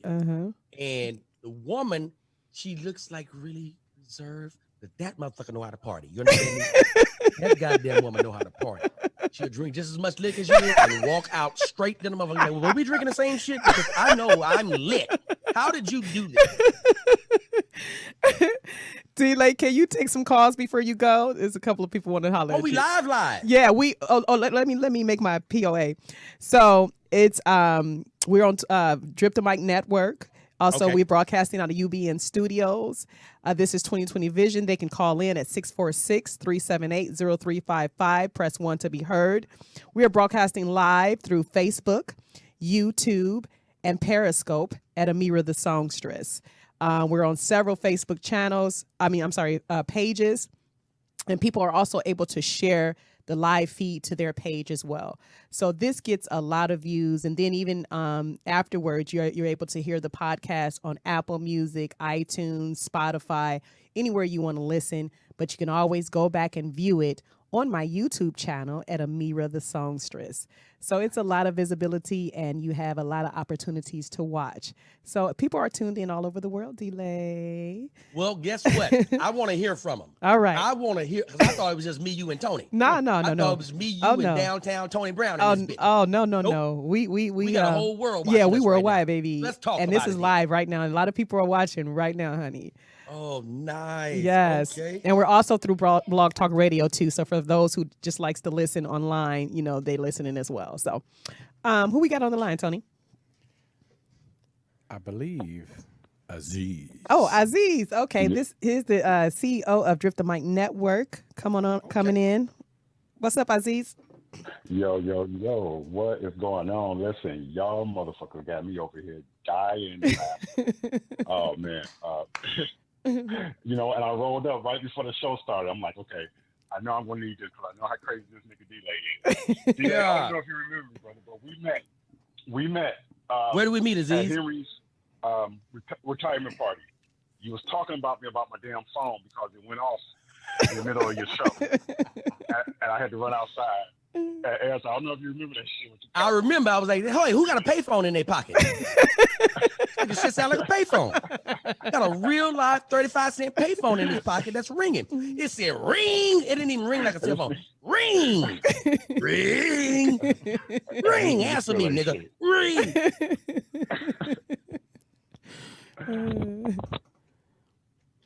Uh-oh. Well, brother, man, thank you for your call, brother. I definitely appreciate that, man. And hopefully I can get you to another one of my shows. Listen, I liked it. A couple of things I wanted to say. Well, first of all, I like the beard on you. Thank you, good brother. You Yeah. look a little puberish. You look a little puberish. But, you know, I like that look on you. Second of all, I'm going to be needing one of those hats. You know what, brother? Every time I go on an interview and wear this hat, sales shoot up. They just do. Yeah. This is what they do. Aziz, you deserve this hat because you roll up. You take advantage of the earth that God has provided by going into the dike and getting an herb that takes your mind and your body to another place. You definitely deserve the hat. You definitely deserve this goddamn hat. Praise it. You deserve it, brother. Crazy. Y'all all going to hell.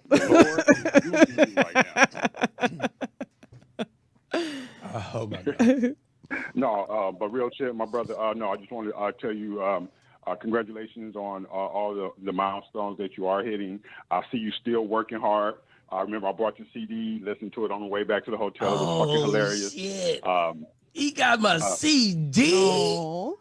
I got that CD, man. I still got that. That's CD. dope. That is dope. Yeah, man. So it's just quite an honor to be able to have you here on the network. I really appreciate you for coming, taking the time out. And again, it's been a dope interview. And man, you got me over here rolling like a motherfucker, dog. So Thank man, you, just brother. big ups and keep doing what you're doing. And many blessings out to you. Oh. You got your own hand clap over there? Got my own shit over here. In case somebody's slipping. Hey, come get this nigga, man. I got a new toy. I got a new toy. D-Lay comes with his own sound effects. I love it. Who else we got waiting to talk to him? We have Subliminal. Hey. Subliminal. Hello. Uh-oh. Hello. Hello to you.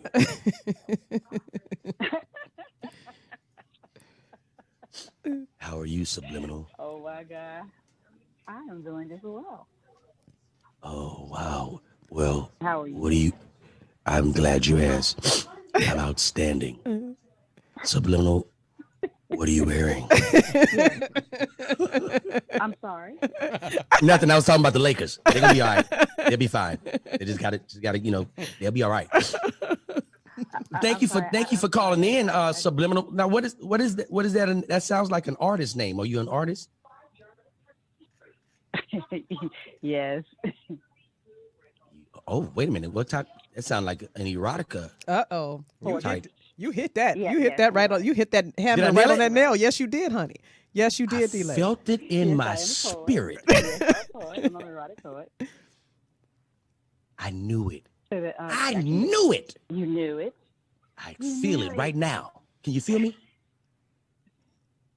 Can you feel me, Can I Subliminal? feel you right can now? feel you. I feel you. Can I too. feel you right? Oh, wait, I feel you. babe, I can't hear I you. feel you. He said, "Can you feel him?" Because he can feel you. Huh? No. I cannot feel him. I cannot feel him right now. No, Not yet. not at all. Not yet, but you just hold tight.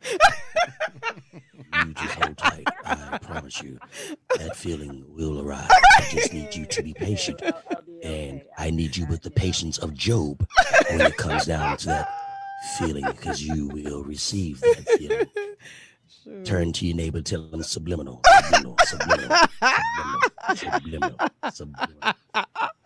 Hey. Nope. Hey. Oh my God. Y'all ain't gonna have me laughing all night. Wait till we get in. Do you understand? This about to be when crazy. me and you reunite, it's been like almost 2 or 3 years since we've seen each other. Yes. You've been all over another country Yes. singing and performing and Yes, shit. honey. Came back and got a whole nother foreign car. Yeah. Changed your hairstyle, got a new scalp. You did everything new. 2 stimulus checks. Like, just did it big. I'm really proud of you. Thank you so much. Man, 20 Thank you. episodes in on 2020 Vision Radio Show. Yes, baby. You out here doing your thing. Thank you so much. You out here doing your thing. What quarantine, bitch? Right. What quarantine? Right. I'm out here working. Right. Yeah, that's what I'm talking about. That's what I've been doing, honey. And getting ready to release a new album July the 3rd, but we gonna keep that on the road. Wait. Oh, so when I come in the studio, this July 3rd? Yes. So when I come in there, we gonna celebrate your album. Yes, we are. That's what We'll have a reason. Now we got a reason. We're doing it big, honey. We gonna do this shit bigger than John Gotti did when he beat them charges. Then we gonna do it big.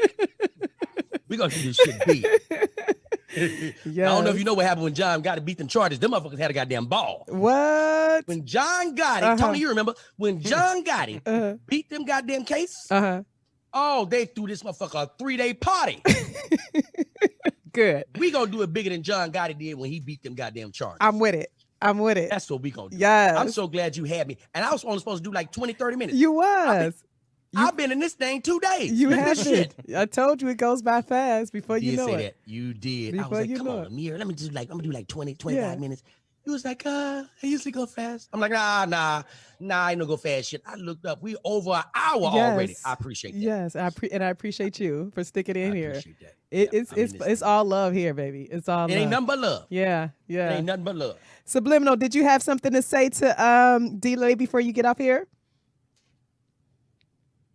They had muted me already. They had already muted me. Okay. They told me I couldn't say nothing. What? Yeah, they muted me. They said I couldn't say nothing because I didn't feel them. You want to do what to my body? I'm hearing shit today. I'm sorry, Subliminal. I'm just hearing shit. Please forgive me. Damn, I'm sorry. Shit. Oh my God.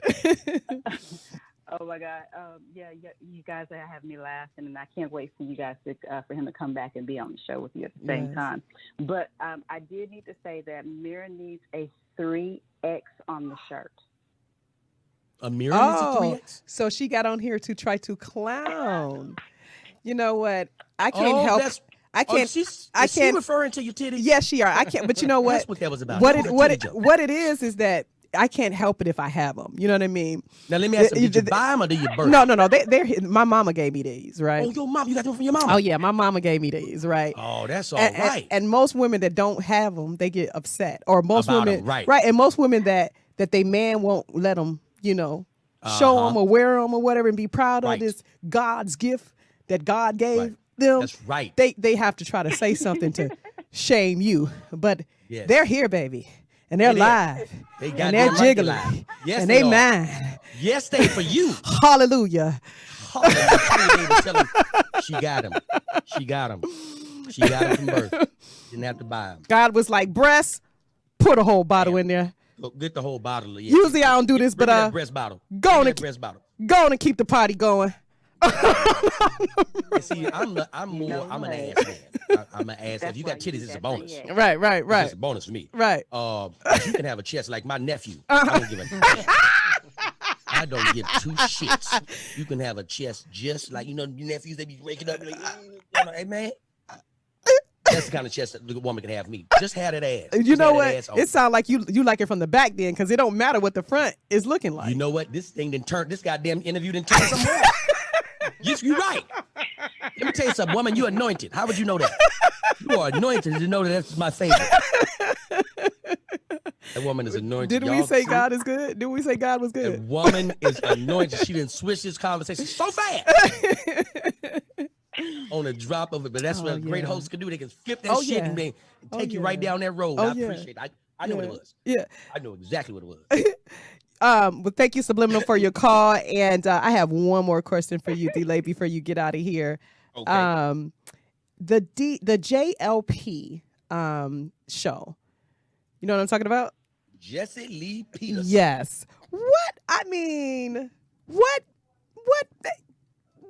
in the name of your PR, what made you go on that show? What made you but you were just the right person to do so. I'm gonna tell you that. Right. Let me tell you that. You were just the right person to actually go on this show. I've seen a couple of interviews and I didn't feel like they got him the way I wanted them to get him. But when you got on there, you got his ass. So what made you go on that? Let me tell you what happened. Now they reached out to me. His producers reached out to me. Okay.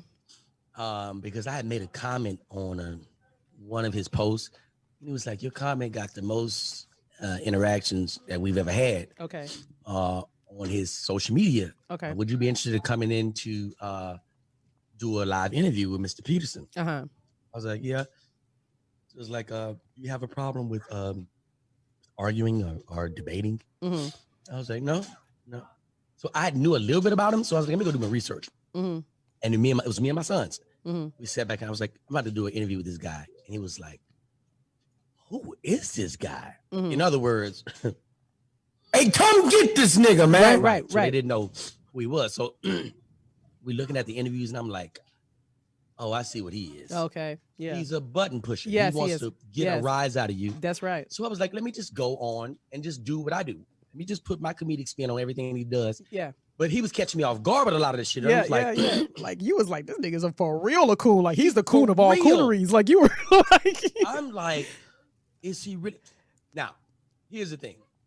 Is he really believing all that stuff? I don't know. Because afterwards I talked to him. Mm-hmm. This man has a nonprofit for black men that that's coming out of prison. Okay. And get some work, people that are home. Like for black men. Yes. But I'm thinking, well, maybe this is how he eats. He's a, he's a right-wing conservative. Yeah. And he's an not very antagonist, black. maybe. Yeah.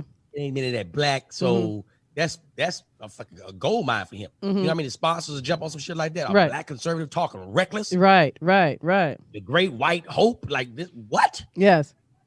That is about to bring some attention. Yes. And I think he been on it so long, he ain't gonna jump off. But I think he got a secret, like secretly, he doing his black shit. But publicly, it don't matter. Yeah. It don't matter what you're doing secretly. Yeah. Once we see you out there cooning in that on that level. Yeah. You cooning in that capacity, like, nah, we done with you, bro. You can't even come back to the barbecue. Right. Get your ass out of here. Yeah.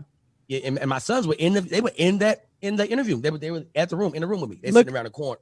Okay. They were sitting around like just in the studio area. Okay. I wanted them to be right there. Mm-hmm. See how to handle, see how to address that, because you don't want to go like, hey, you a crazy ass nigga. No. Let him have his point of view. Yeah. And then I'll rebut it by doing what I do. Yeah. To make it an interesting interview. But I know what type of guy he is. He just wants to push the buttons. Yeah. Because once you push the buttons and and you thinking you're getting a comedian and you're gonna push his button and I'm gonna end up going off on you. Right. No, that's what I'm not gonna do. Yeah. I'm not gonna do that at all. Wow, they got the pictures. Yeah. I'm not gonna do that. I'm gonna sit down. I'm gonna have an intelligent conversation with you. And when you throw out that bullshit, I'm gonna let you know verbally, through facial expressions. I'm gonna let you know. I'm gonna let the audience know that I don't get this shit that you're saying. I'm not riding with it. So it was I wasn't gonna go in and be like, have my buttons pushed. I knew what I was going into. Yeah. I knew it. You handled that so eloquently. I loved it. I loved it. And you got him. He liked you too. He liked you. Yeah, he gave you a lot of room, and he couldn't get a rise out of you. And everything you said was so smart and funny and sophisticated that he laughed. When he was laughing with praise. Like, to me, in my imagination, he was like, "Go on, brother, say that shit." You know what I mean? Like, I can't get him. He ain't gonna break. Right. He ain't gonna break. Go ahead. I'm gonna keep throwing my shit out there. He ain't gonna break. And he would set it up for you. He'd set up another one. Okay, here Right it come there. again. Here it come again. And Right you would there. knock it out the park. And I saw the admiration in his face. And I felt like he was like, it's about time. It's about time somebody that finally. Yeah. Yeah, it was actually, you guys actually made a great team. Like I wouldn't say go start doing shows with them, but I would watch it. I would watch it. Because here's the deal. This is why it's interesting. 2 black men, 2 totally different political perspectives. That's right. You know what I mean? Like just totally. Yeah. His thoughts on shit is so far away from what my beliefs are. Yeah. It's like, wait a minute. What did you just say? Right. It's a lot of shit that he says is like, it's unbelievable. It's almost like getting fired. You can't believe this shit. But again, I did my homework, so I knew what I was up against. I knew what I was up against. I'm supposed to go back on that show, actually. Oh, really? To promote my book. Okay. I'm going back out there to promote my book. Okay. And a lot has happened, especially since the last time I've been there. Black Lives Matter is back in rotation. Yes. Black folks we ain't putting up with no more shit. That's enough of that. That's right. Enough of that. So I know that I think that's gonna be an interesting. I haven't confirmed the date yet, but I'm definitely going back on that show, and I'm going to talk to Brother Peterson. Yes. Oh, Mr. Peterson. Oh, now, Mr. Peterson.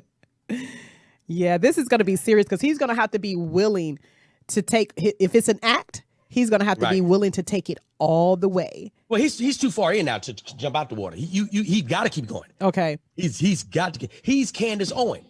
Right. You know what I mean? Right. Those are the same people. Right.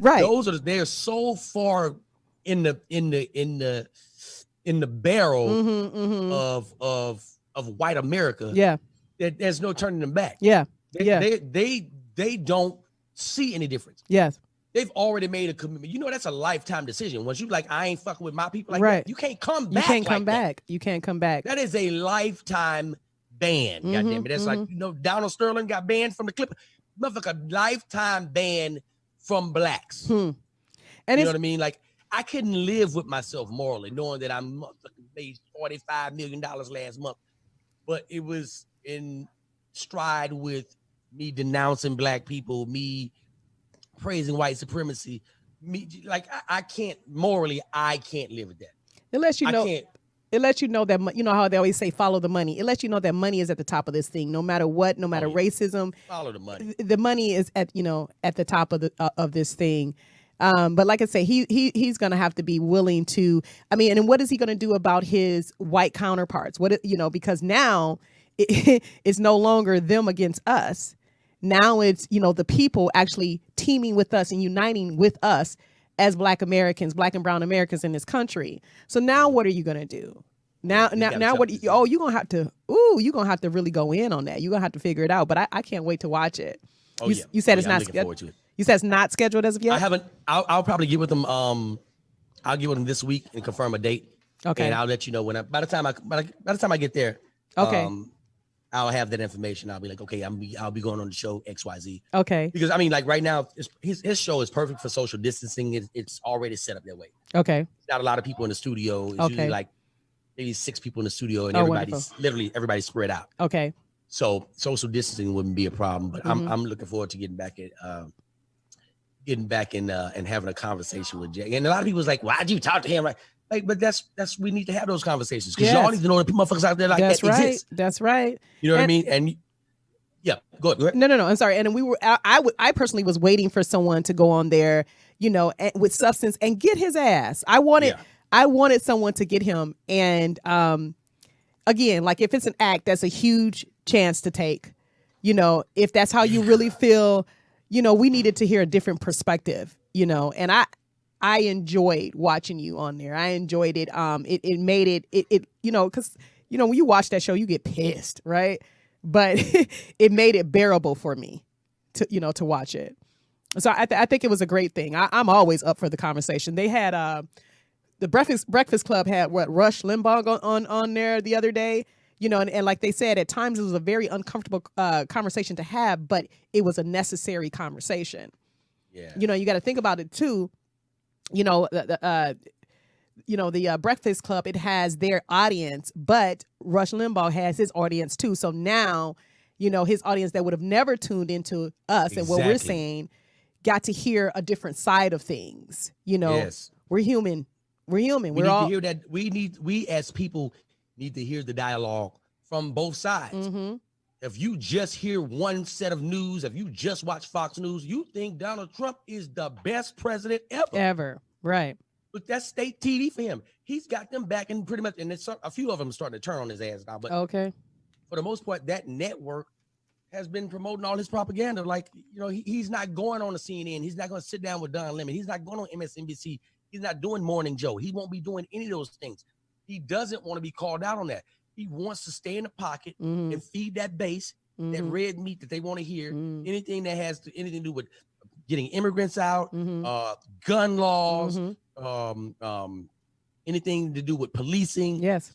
He keeps everything in the pocket of what they want to hear. That's Because right. he knows that his viewers are not watching CNN. They don't fucking give a shit about that. That's why Donald Trump, like, I'm not going over y'all. I need y'all to look at me right here. Right. Don't look at me nowhere else. Right. And he just, and he's, it's like a cult. You remember David Koresh from Waco, Texas? He had that cult that was going on.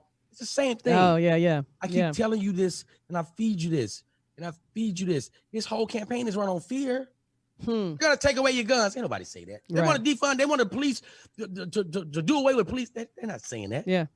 He takes this any little thing, right? Any little thing that other media outlets say, that left-wing media outlets, any little thing, and he'll take it and he'll blossom it into the biggest lie that he can present. Yeah. And his audience is like, they want to get away with, they want to do it. That's not what defunding means. That's not what he's saying, but they'll just take little talking points, sound bites, and make it fit his perspective. I see what he's doing. Yeah. I'm surprised that people aren't smart enough to figure out. I know. His con game is like, you don't see that? Right.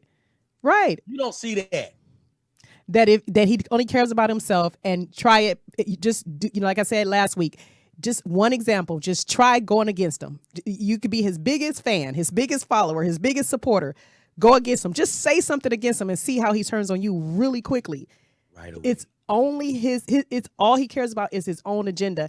And that's what, that's what free will is. Really, it is. Right. Focusing on what it is you want. And that's what I say to the people. Focus on what you want. Because again, that's what they got together and did. They all got together and came together and focused on one thing. And now we're in the situation that we're in. But we outnumber them. Imagine if we all got together and focused on how we want this world to what we want this world to look like. What we want this world to be for our children. The fairness and the equality that we talk about, that we desire. How about just getting together and focusing on that? Like I said, as much as we can't stand it, as Donald Trump is the example, the epitome of that focus, of focusing on his own will. And that's how he's getting it. Everybody else, everyone else, they're just, what do you call it? They're just, what is that? What am I looking for? They're just freestyling. Yeah. They're just freestyling.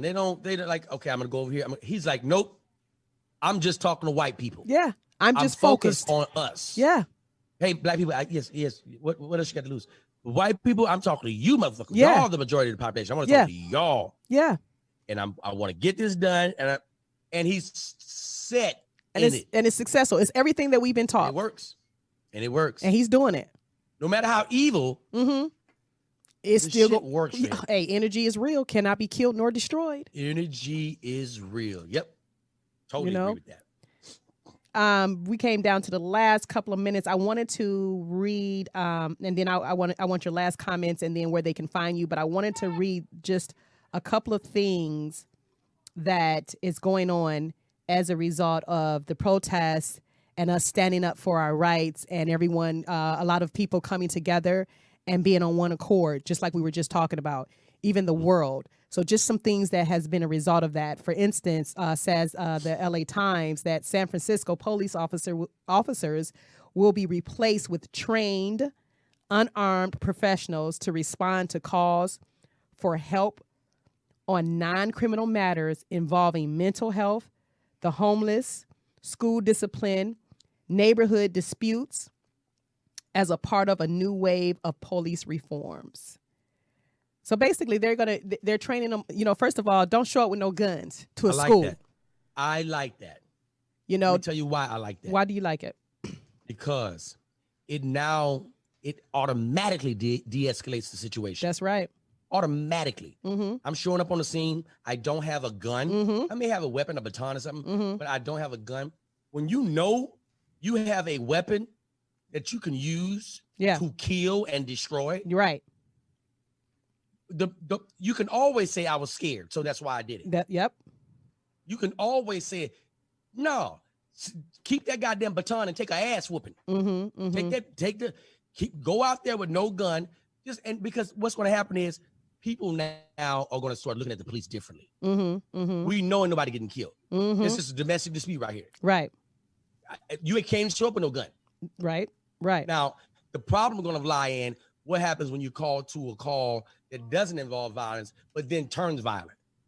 You know what I mean? Mm-hmm. But at that point, you should have the training to be able to de-escalate it. Yeah. Stop. So I think this is a brilliant idea, and I'd love to see how that plays out. Yep. Also, Boston cuts police budget. As New York City Council considers a similar move. Cuomo signs package of bills aimed at the police misconduct. Let me see. Minneapolis voters may decide in November whether to move ahead on dismantling the police department. And then the concept of the chokehold, has been banned as well. These are the things that we're getting done in result. People say, it's not going to make a difference. We're not going to make a change. Voices around the world has been heard. Right. And these bills are getting passed, and these laws are being signed and coming into effect in our new world. I'm excited about it. Yeah. We need change. It's time for real change, not march and change. I'm talking about legislature. Yes. Needs to change. Yes. We have to change that. We have to do what we have to do to put people in place that are responsible for taking care of Black people, taking care of our community. And it comes from us voting. We got to vote, man. Yeah. We have to vote. Definitely. Period. Definitely. So what was the last comments that you would like to leave with the people, and then tell them where they can get in contact, how they can, your handles and how they can contact you? First of all, thank you, Ameerah. Thank you. You're welcome. We've been friends for a long time now. Thank you. Thank you for having me on your platform. No worries. I'm really big on my book. My book is my baby now. The Journey Behind the Smile. For your autograph copy, you can go to my website. Yes. It's delay.com. It's delay.com. All of my handles are the same. It's Delay, Facebook, Twitter, Instagram, everything is the same. I'm really excited to hear what the audience thinks about, my new project. It's always good to put something out and see how it's received. And it's like, so far the reviews are like mind blowing. Yes. And I can't wait for it, because my goal is to be a New York Times bestseller. Yes. That's going to happen. It's going to happen. No doubt about that. I'm going to sell 1 million copies. 1 million copies. That's right. 1 million copies. That's right. Yeah, I'm going to do that. And like I said, more than anything, I want people to take something from the book. Mm-hmm. Mm-hmm. Because you never know what people are going through. Like, sometimes we just need an uplifting word. We need something that brightens our days, something that takes us out of the dark. Yes. And the book, it shows you, I'm just like y'all. Mm-hmm. Mm-hmm. I'm just like y'all. Mm-hmm. You know what I mean? I've got issues. I got problems. I had situations that arise in, when I was younger, and I never addressed them. And this book does that. It lets you know that you can be exactly what you want to be. Yes. But you have to change your mindset. Yes. That is what I hope the audience, I hope that anybody listening takes from anything that's been going on in his interview. You can do it. Yes. You can do it. And go ahead and get the guide. The guide is my book, The Journey Behind the Smile. Everybody has a past where they didn't smile at some point. Mm-hmm. And I've gotten over that hump, and I'm smiling, but I'm just letting everybody know in this book, this is the journey to where this smile is today. There's a journey behind this, and this is it. So I hope everybody go check it out. Follow me on all my social media networks. Be on the lookout for me and Ameerah being in studio. Yes. We getting that in. I got a new nonprofit that I started called Champs. Champs is an acronym for Children Having Avenues to Maximize Potential. Okay. It's an organization for kids that have parents that have been slain, kids that are impoverished, anybody that falls along that. It's for them. So it's something that I wish I had when I was growing up. So again, things that I didn't have, I want to make sure that I'm giving them back now as an adult. That's right. And that's one of the things for me. Champs. That's right. Well, I want to thank you, Delay, for coming on here. It has been a pleasure catching up with you again. I love it. I love it. You are awesome. You're an innovator. And I'm so glad that you claimed that you're going to sell, that you claimed it right here and now. Because that's one thing we do on 2020 Vision. We say it, we name it, and we claim it. And, whatever it is that you want to do, you can do it. And I'm glad that you said it because that's what we do here.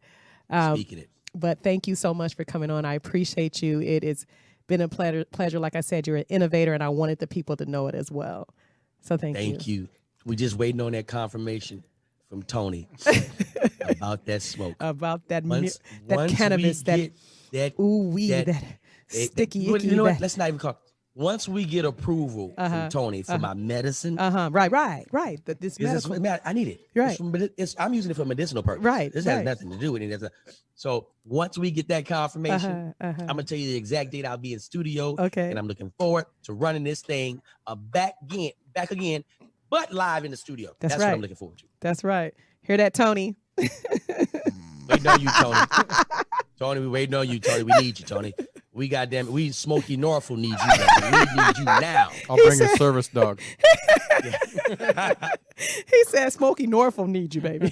Smokey Norfolk need you now. Yeah. Well, this was fun. Thank you. Well, you guys, the moral of the story is, as it always is, love, life, and light.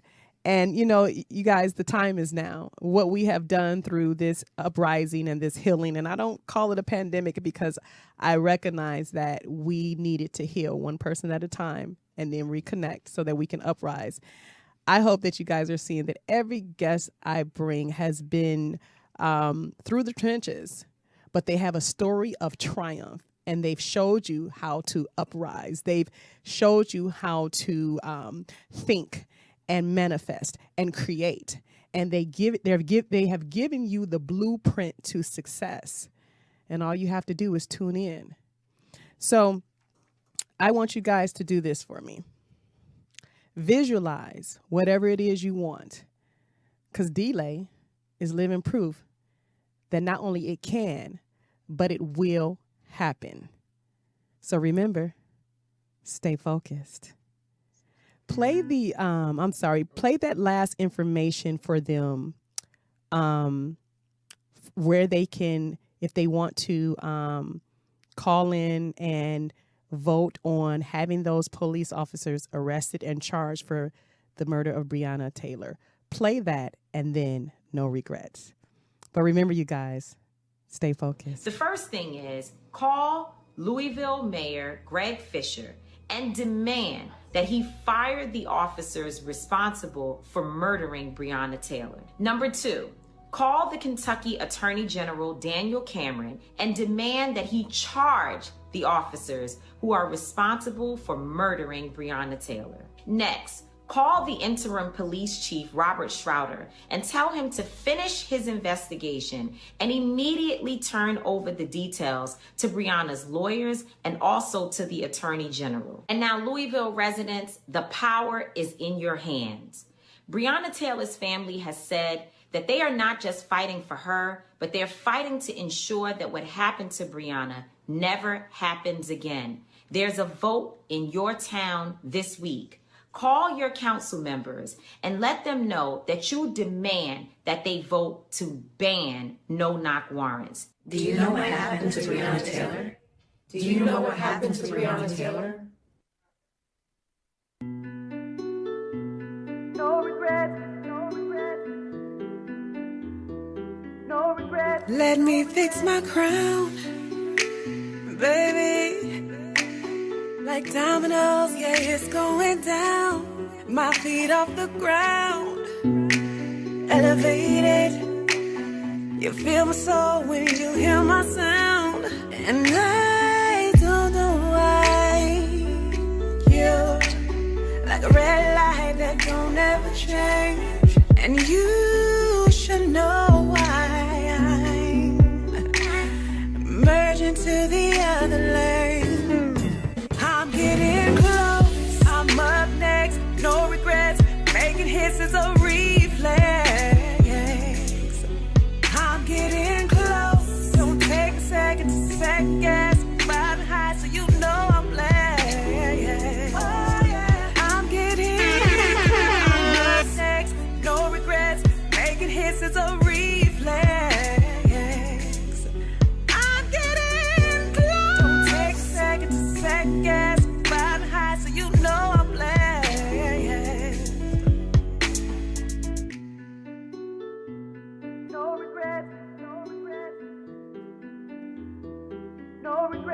Ooh, I'm so tapped in, baby. Yeah, I'm turned on and tuned into that frequency. Bring love and light and healing in my energy. Hear a major difference in these minor melodies. And I don't know why you're familiar faces in strange places. They don't ever change. But you should know why I'm merging to the other lane. I'm getting close. I'm up next. No regrets. Making hits is a reflex. Oh, yeah. I'm getting close. Don't take a second to second guess. Riding high so you know I'm blessed. Oh, yeah. I'm getting close. I'm up next. No regrets. Making hits is a reflex. I'm getting close. Don't take a second to second guess. Riding high so you know I'm blessed. I came with the keys to the industry. I came with the keys to the industry. I came with the keys to the industry. Oh, yeah. I'm built for this. Came with the keys to the industry. I came with the keys to the industry. I came with the keys to the industry. Oh, yeah. I'm getting close. I'm up next. No regrets. Making hits is a reflex. I'm getting close. Don't take a second to second guess.